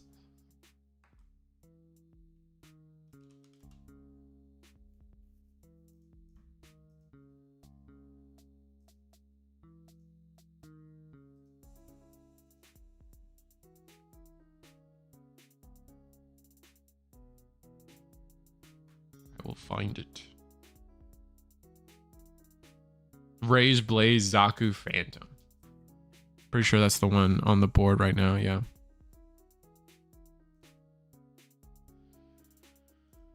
Okay, Overflowing Affection, some card cycle. We ended the turn with Lifrith. We couldn't clear the Delta Plus, but I think I would be scared if I was Minerva Squad, in the sense that if they're willing to give up Aridi, then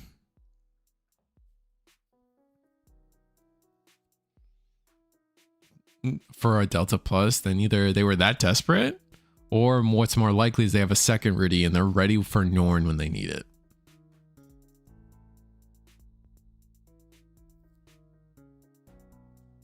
Impulse needs more useful cards from the trash to be good. Yeah, because right now it's just what? Sword, the one sword, and the one blast, right? Like, I guess the other sword, the undeployed sword from GD04, is okay too, but like, I kind of agree. We just need more.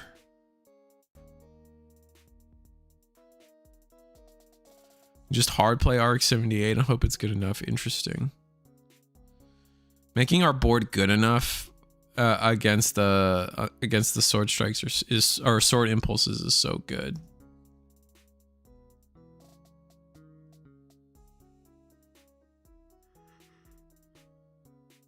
Sword impulse only clearing level 3 and higher has been such a weak point right now for what's happening. Maybe when we get like Minerva Squad in a different color, like Minerva Squad in red would be cool, or Minerva Squad in white. So then you can like do different on plays instead of just only like committing to like what it's like, you know, its current suite of utility. Because it like Minerva Squad is definitely like a utility, one of the like what I call a utility deck, right? You're trying to collect all these different tools so you can use them as you play, right? You're trying to get sword strikes or sword impulses in the trash. You're trying to get blasts so you can like dynamically adjust to what's happening on board. And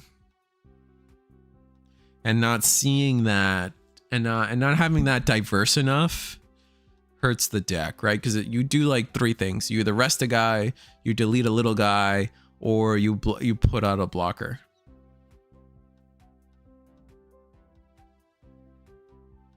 You need pilot recursion. Yeah, we could see pilot recursion happening, but I think the big thing is like I think I would rather see them get more utility in the units they play, and then we can discuss if the or like pilot recursion for the deck.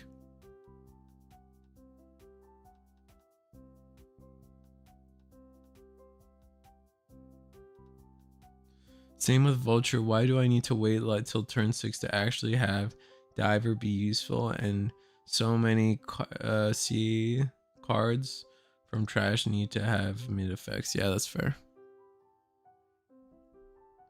So we're just going wide. V dash hits the board. We get the token. Parts into Ray's Blaze custom Zaku thing. We are gonna block with the blast. Oh no, we rested blast with V dash.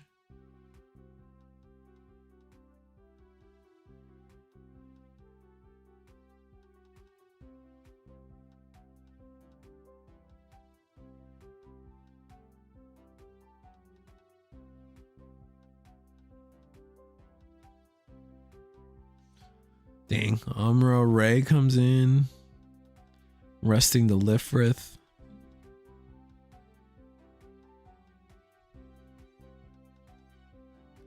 You don't think the Shin effect is useful? I think the Shin effect is very useful. I think the problem with the Shin effect, or the problem with Shin, is that its stat line is not that good for Destiny Gundam. The effect is fine. The stat line is just so meh. Like 3 damage sounds cool, but then when you really don't realize how like either overkill or not enough 8 damage is. It is in this weird sweet spot where it's just 8.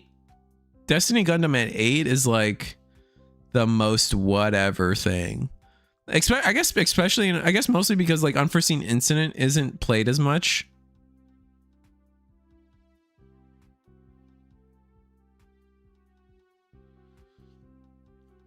If Unforeseen Incident was played more, the stat line would matter more, but like that card's seen itself out for the most part. Like people are not playing it nearly as much. I think that's a fair statement. So then yeah, just like, okay, you swung for 8.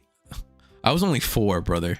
You know what I mean? Like, or like it's not enough to clear Xiong. It's not enough to clear Neo Xiong. So you're just like, F, bro.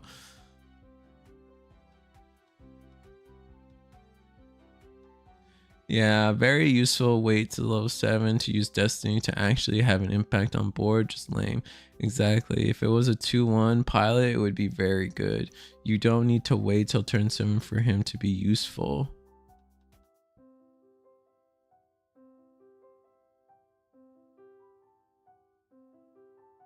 I think he's still useful. I was gonna say, what I wanted to say was like the current Shin is like I think the best application of the current Shin is probably like putting him on Impulse Gundam, right? Putting him on Impulse Gundam, trading up with something, or making it so something like this, a little weenie like this sword Impulse can clear something, or you can either trade up, or your blocker is now at a higher stat line. Or like the problem with Minerva is like also there's not a lot of good weenies.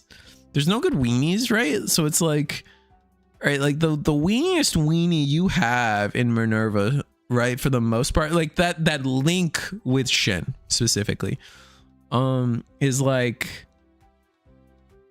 what? Like some of the white units maybe, but that's not Minerva squad, like coordinator stuff. Like Impulse is like the smallest thing. So I think like Shin with Impulse is interesting because like now you can clear a 6 HP base. Like stat lines like being able to do something like that, I think is really strong and good. But like I said, Destiny doesn't really need to be at 8. But it does need the effect. The effect's so good. So like imagine like, all right, I play Impulse I'm at 3, right? Impulse Gundam is, or no, I guess Impulse is a 3, so this kind of isn't dumb, but like, you know, like there's a world where it's like you're at 4 resources, you play Impulse, Link Shin, Swing, Unrest 2. Now you've swung at a base, you know, cleared the base, a 6H up to even a 6 HP base, and then you restood. Now you have 2 resources to play, use Impulse's effect to play something, right? Like stuff like that has got to be good. Like there's no way that's bad. It's only bad in the context that like you need Shin for Destiny, right? With Destiny without Shin just feels so bad in the current format, right? Like having to wait a turn to Destiny feels terrible. It's bad and good, right? Like obviously like playing Destiny and then on the next turn put the pilot in, do your thing, like with a full suite of resources. That's kind of gas for sure, right? Having a full like 8 resources at that point to like play your game with Destiny is kind of goated with the sauce, right? Luna's Gunner Zaku. Yeah, I guess I'm mostly talking about cards that people actually play, which is probably a little mean to say, but it's true.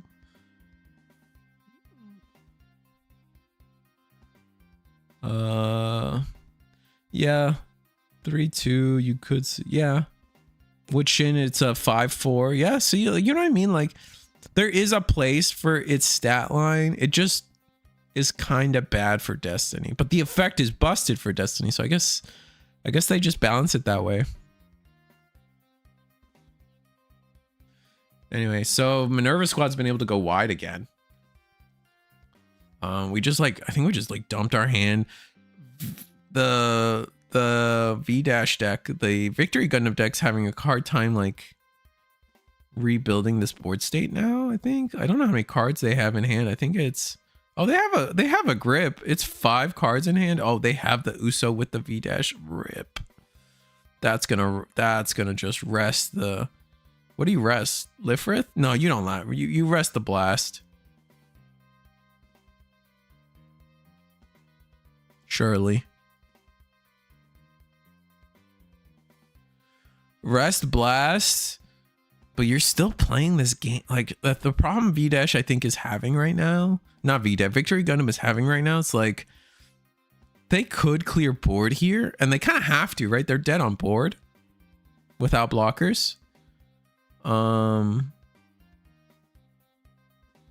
like, okay, so they're dead on board without blockers, but like, you're still not doing damage to the shield area here. Like, you've been just fight. I mean, I think the only thing the Victory's Gundam deck has been able to do this game is like fight for shield. It's fight for board, right? Like we've done no shield damage. I feel like the only shield damage we've done or Destiny has gotten was themselves playing the Minerva base. We do clear the Force Impulse with the Breach 3. Does trade the original V dash to do it. Gonna grab back. Oh, we're gonna grab back Ray's Blaze Zaku custom thing. Okay. Trying to look. This guy's trying to look for Norn to save his life. He's probably sure. Oh, we're gonna swing, and we rested the Lifrith. Is that? Yeah, that makes sense. Actually, I was gonna say, does that make sense? Should we just block with blast? But no, it's fine. This is definitely fine. And now what do? I feel like you sword strike into the, sword. I keep saying strike, forgive me. Impulse. Wait, now you have a decision. Are you going to attack into the pants or no? And the answer is probably no, but you really want, it feels so good to clear the board because you're like, you guys have said it, like, you're kind of running scared of this Norn. Oh, he had to pass. Hard play double Norn and pass the Riddy we played earlier. Just coming to ruin us, man. What did we just play? Oh, Silver Bullet. Is this Silver Bullet and pass? It is Silver Bullet and pass.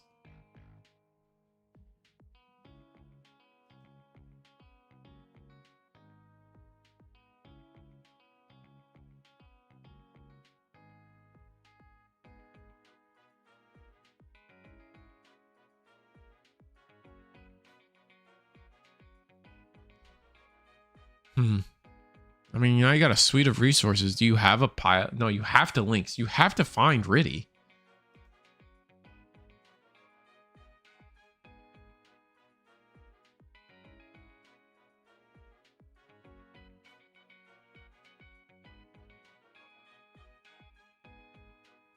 And where does this go?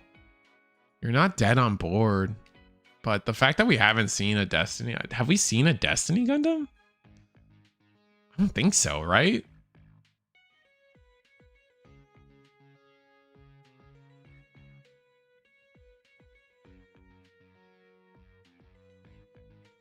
Swinging at shields, letting it through. -1 AP on everything.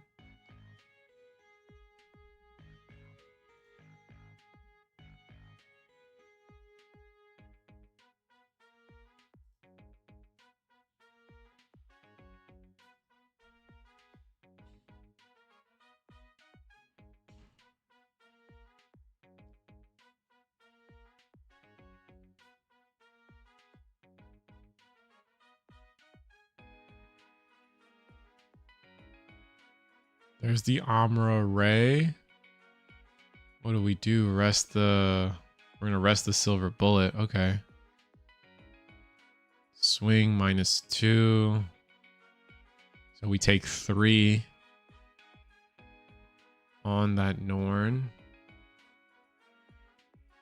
Resting lift 2 for Lifrith and pass.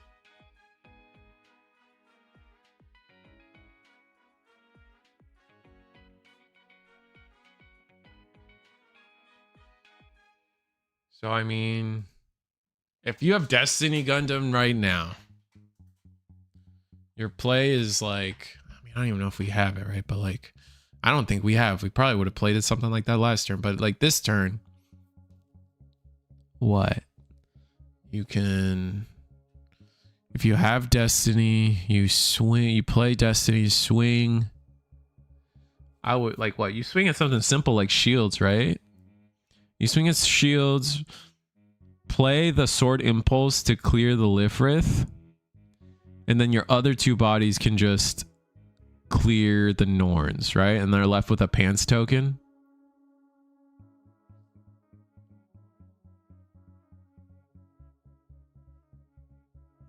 Oh, I keep thinking, for some reason I keep thinking Silver Bullet's a 5/5. It's a 4/4. You're right though.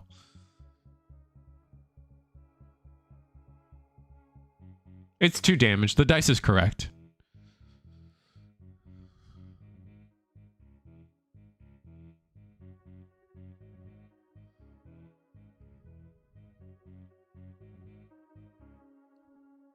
Sorry, did I not say he needs Destiny and Shin because Destiny do nothing without Link? I feel like, did I not say Shin? I feel I my bad. If I didn't say Shin, I definitely meant that you I mean like straight up, like I guess it's implied when I was talking, it was implied that it would be Shin because you need the Link, right? Like you need the Link to even attack. So we're gonna clear the Norn?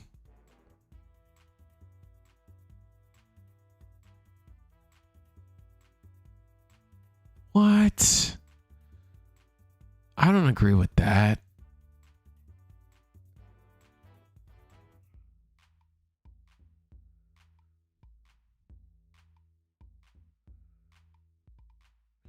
Surely the best play is... Oh, wait, we're going to attack the Norn? Surely the best play was play... What? I would have... Okay, so chat, my play, I feel like Destiny swings at shield, right? You sword strike, or you sword impulse, clear the Lifrith, and then your blast and your Ray's Blaze Zaku can go and clear the Norns. So why are we so committed on? Did it have more? The 2 damage means the 4 from Ray should be enough, right?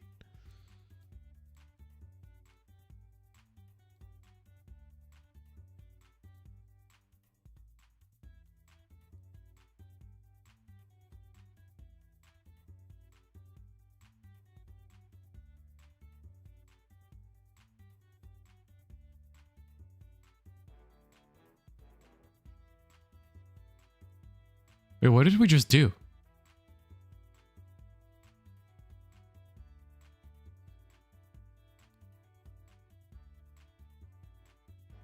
Oh, we graceful demeanored. That still doesn't make sense to me, man.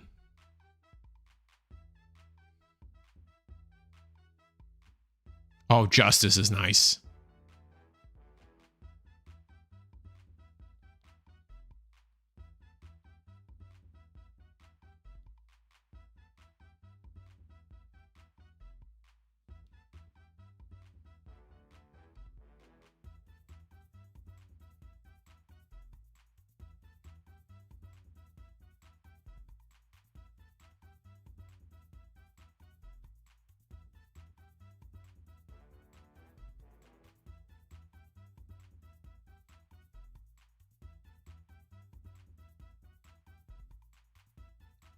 All right, swing in justice. Yep.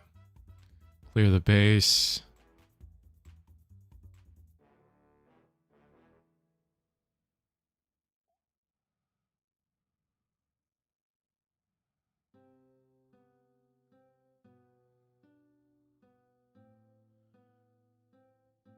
Oh, this feels bad. What was the draw? Did we not draw here? We don't know what the draw is. Man, imagine if we protected our destiny. Imagine if we didn't give up our destiny, though, man.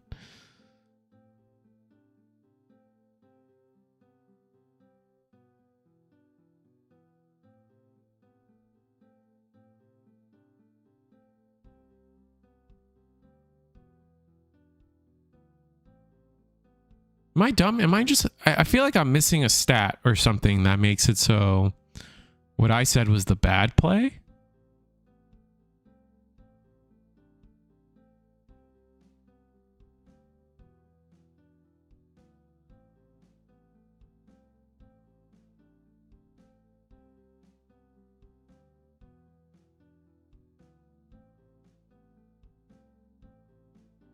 We just top deck graceful demeanor. Wow. That's game. All right. Doesn't matter. Minerva Squad's going to take it, but what do you have? Oh, our own grateful demeanor. Swing sword. Oh, there's Riddy. Dang, the one Riddy was that the one Riddy we wasted earlier. Not wasted. It had a purpose. But the Riddy we didn't have, like the Riddy we didn't have, basically, like the one we used earlier, coming to bite us so bad. That's crazy.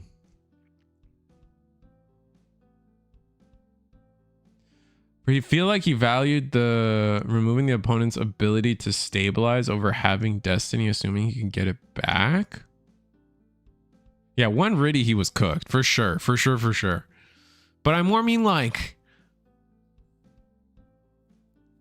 why not trade away your blast and your... Why not trade away your blast and your Rei Zaku? Right, because unblockable plus the...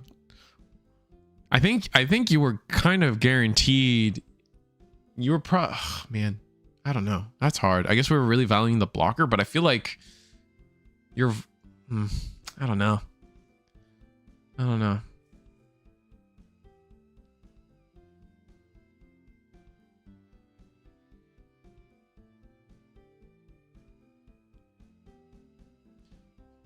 was weird. Maybe I ask him. Maybe I ask him.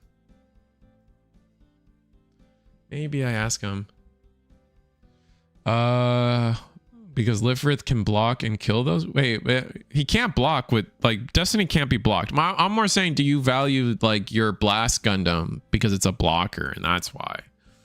But the Lifrith didn't matter. The Lifrith was always going to die to Sword Strike or Sword Impulse. So like you would end that board with a Destiny and Impulse on board, and then just you're both in top deck mode and being able to recur bodies. Kind of good, right?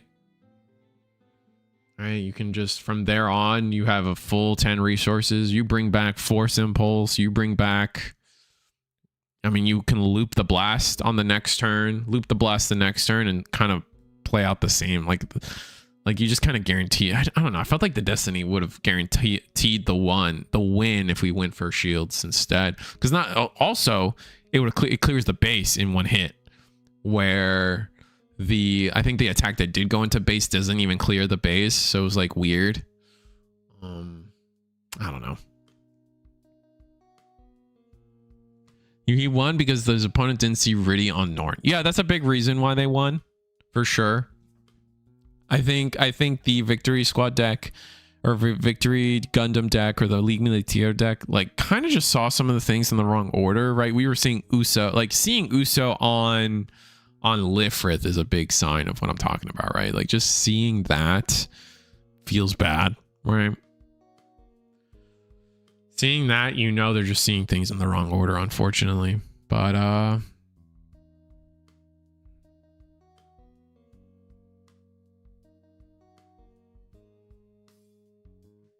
anyway, that's it. That's our tournament. Gundam. Remember this week, this Saturday, if you guys are going to Orlando, I will be there. Eagle will be there. So it should be a fun time, a great time. I'm going to be able to, I'll be commentating that one too. I'm not just saying, I don't know if I'm allowed to officially announce that, but we will be commentating it. So that's what I'll be doing this weekend. So look, say hi to me and tell me how good I did or bad. That works too. But yeah, so we'll be there. Eagle will be there. We'll be having a grand old time. So definitely check out the stream. That's gonna be the Versus Games Twitch channel as well. So Versus, I think it's just Versus Games. So it should be something simple. I'll link it on my socials, I guess, for you guys later. But I'll definitely look out for it. Hopefully it's on YouTube. I always hope these things are on YouTube, but they're almost never not. But yeah, it was a fun tournament. Great tournament. Minerva Squad taking it makes me happy. I definitely got to ask him why swing the Destiny into Norn. That's going to run through my mind for a little bit until he tells me why. But anyway, like, share, subscribe. It's always a blast. I'm glad to be here. If you guys are looking for Digimon, normal stream tomorrow. And then from there, yeah, like, share, subscribe. See you guys next time. It was a blast. It's always fun. What do you mean there's a fifth round? How's there a fifth round? What? I literally clicked. Oh, I'm mad. Oh, how is there a fifth? Oh my God.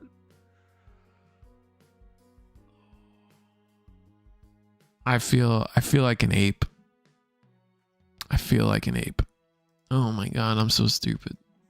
How is there a fifth round?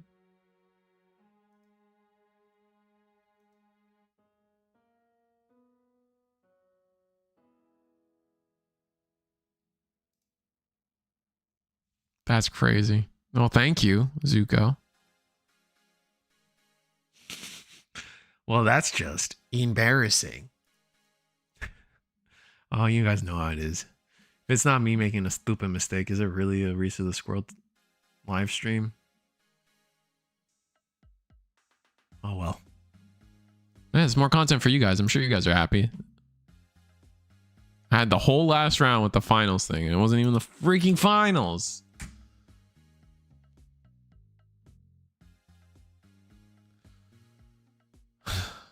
All right. I need chocolate. I'll be right back. I wasn't ready for this.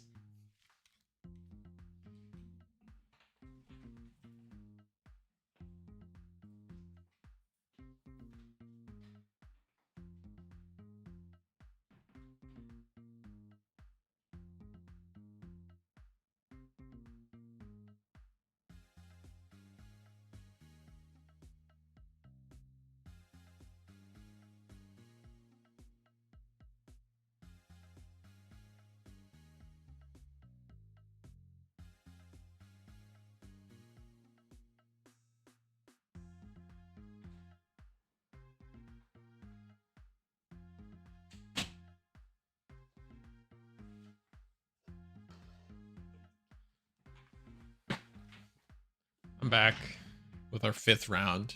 The tournament's not over. My bad. Anyway, this is our finals. It's gonna be S dot on the Minerva Squad with another League Militaire deck. So can we do the run back, or does League Militaire get its revenge? We're gonna start with Impulse. Okay. Ugh.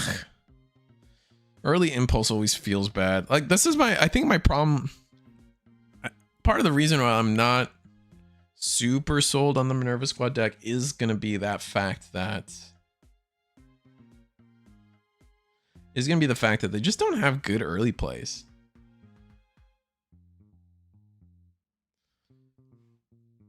I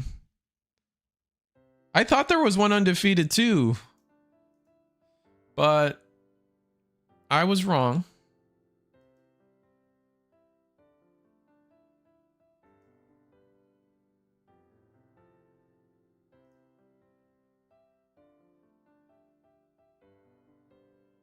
There was a down pair and the down pair won. I was so sure it was over. I'm a fool.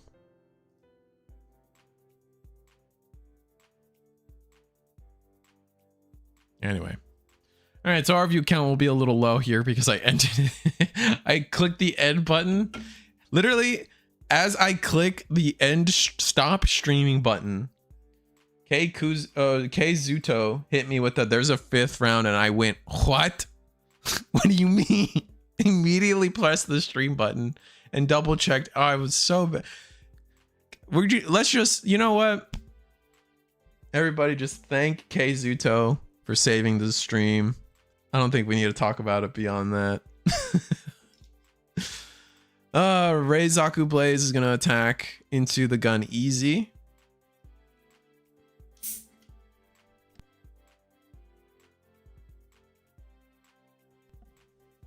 And then we just gotta figure out what's happening from here.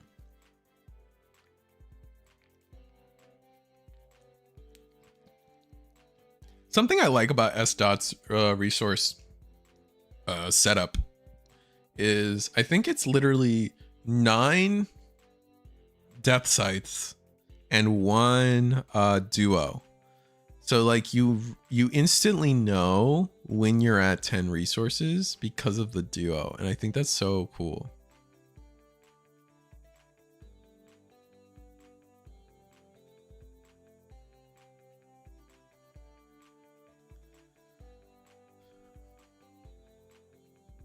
But here I think it's just like this earlier posturing. Minerva like is never gonna get ahead. It really is so. And I think that's what S.Dot's trying to fix by using the Raised Blaze, the graceful demeanors, and like cards like this to really try to like flesh out this early game, because I really like it does like this early game always feels so bad for Minerva Squad. Right? And I think you can clearly see that with S.Dot's list, there is not a super reliance of like, I'm gonna steal a term from Coach, but like blocker slap. Like, really not relying on that at all. We're really trying to play our Minerva game at all times here.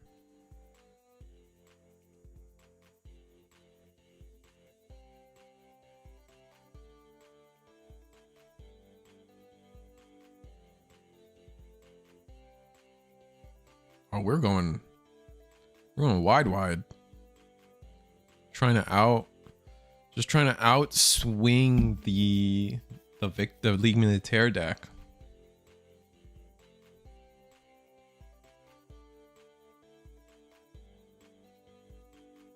Now I gotta read what the Ray even does. I do like that Ray's Blaze Zaku also links with Shin. That's really useful, but like,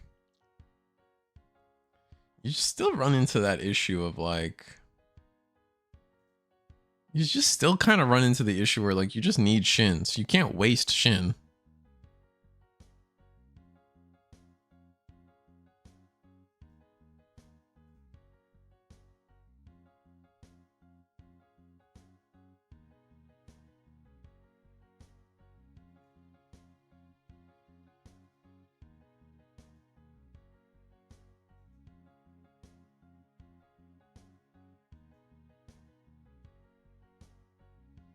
All right, so we're trading the board away, swinging the flat into, I assume, what is the Raised Zaku. We let it go. That makes sense to me. Unit for unit, I think we're okay as Destiny taking that.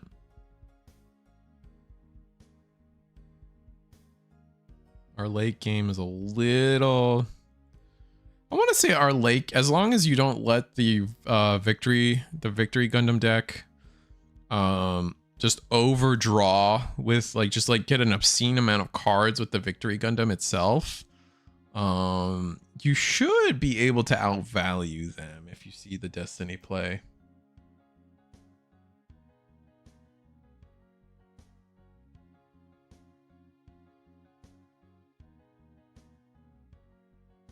What, bro doesn't want to give him the sword impulse and trash? Yeah, I did think that was weird, but I think we wanted the stat line on board. Actually, no. That doesn't sound right. Why not give up the sword impulse there?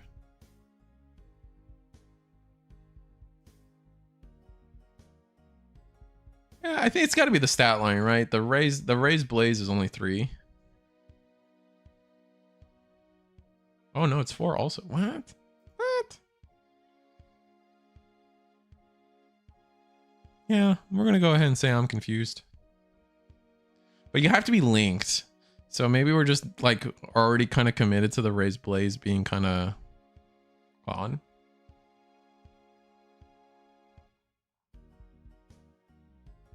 That's got to be it, right?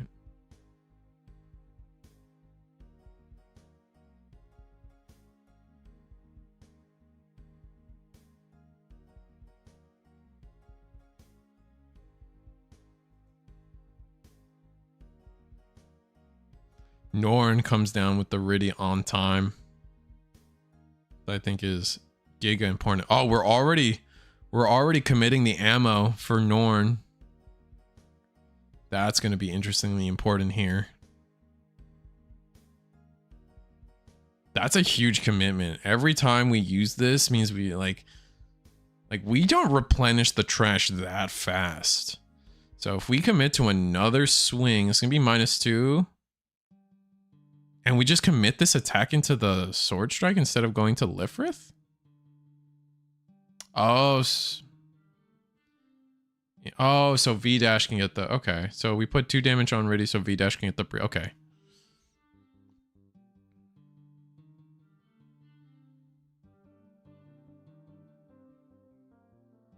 Yeah. Seeing the Banshee plus Riddy is gonna changes the tables a lot. But I mean, we have a chance here to potentially fight back. There's Destiny.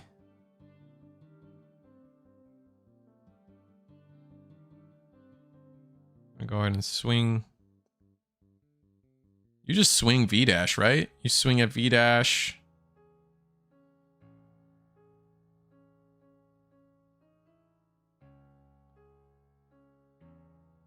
Impulse. I would, oh, but V dash kills our Destiny too. If V dash didn't kill the Destiny, then I would have been down for this. It's just that damn that damn stat line, man. Not having the extra HP sucks. Oof. Do we have Uso? Oh no, we're just gonna rest off of V dash.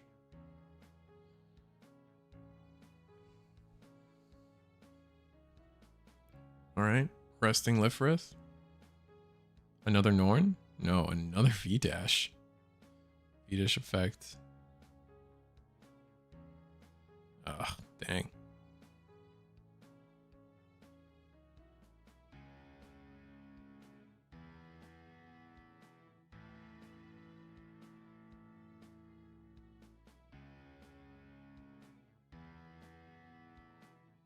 All right, what do we got?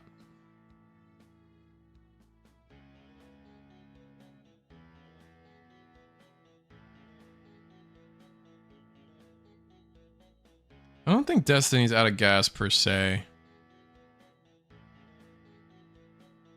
But when you don't get the ability to do a second Destiny swing, it feels so bad.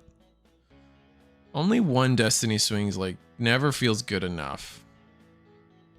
Like you have to like I do think there's an importance in making sure that you can get Destiny 2 swings off with Destiny.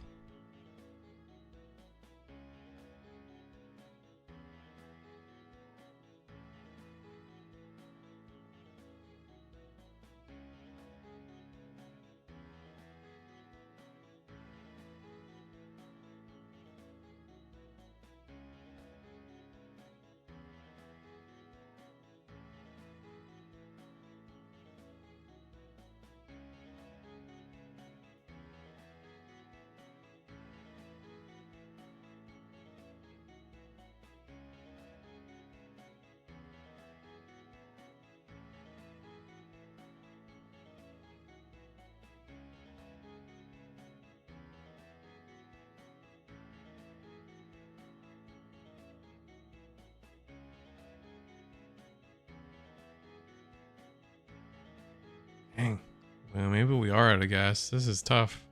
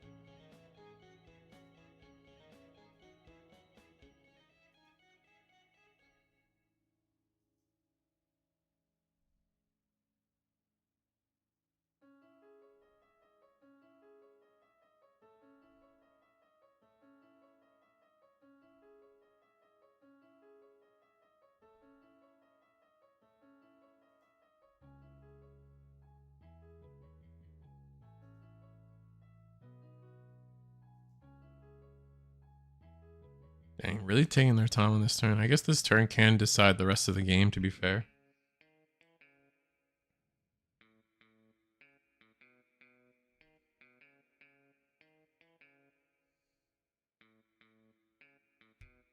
Putting the shin on the... That sucks.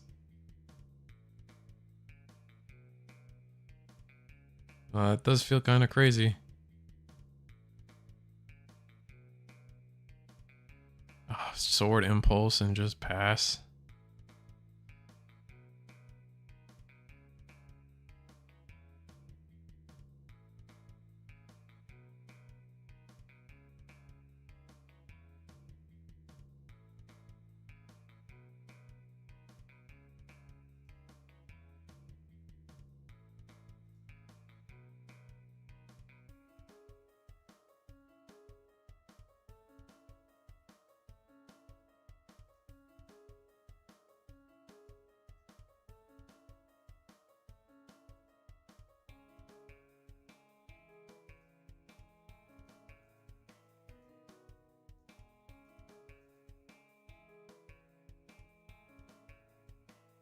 Oh, we just scooped. Oh, the Norn. We played another Riddy Norn and that was it. Yeah. Sorry, I was a little distracted at the end of that, but it was just kind of game over after that. Yeah. Ugh.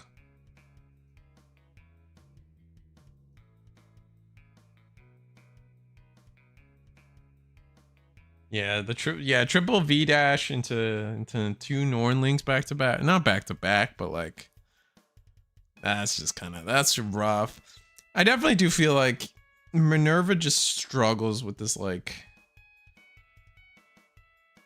it's a like again, I think the big thing with Minerva is like it just struggles with utility.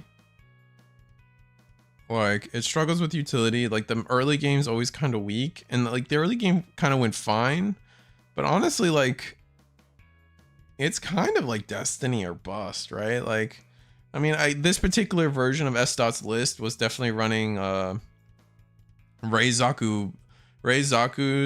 and then like Silver Bullet instead of like some of the other stuff you've been traditionally seeing, like Ale Strikes, maybe some Perfect Strikes, or like that combination of units to really try to like round out a couple of things. But here we were we were pretty much on a full like purple Minerva squad package, and while I do think it like works, it's just again just like there's no like Force Impulse is cool, but like I don't think the game the Minerva, and again Destiny is my favorite deck. I just don't feel like the deck has a good early game and like a good enough mid game. Like there's just this just weird, like Destiny is amazing, and like the rest of the deck really positions itself to kind of carry and make Destiny a really strong deck, but it really like it's so focused on making Destiny good that like the rest of the game it has is just not great, unfortunately.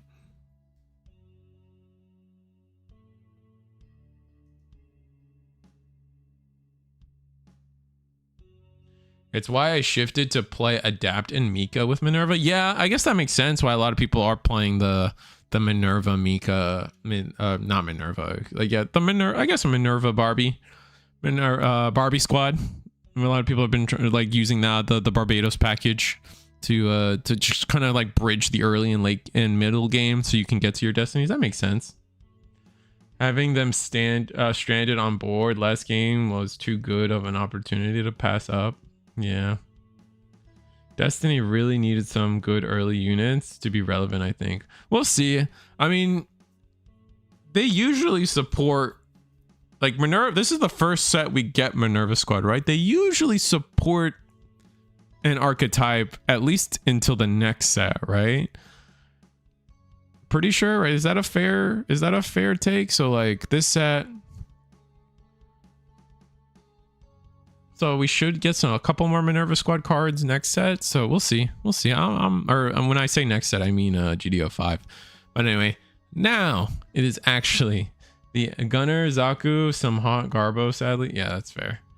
But with that said, I definitely think now is actually the end of the tournament. So definitely, if you guys are coming to Orlando, check me out. Say hi to Eagle. I'll be streaming, so definitely check out the I'll be commentating versus games. Definitely check out their YouTube channel, their YouTube channel, and their Discord or their Twitch channel for coverage.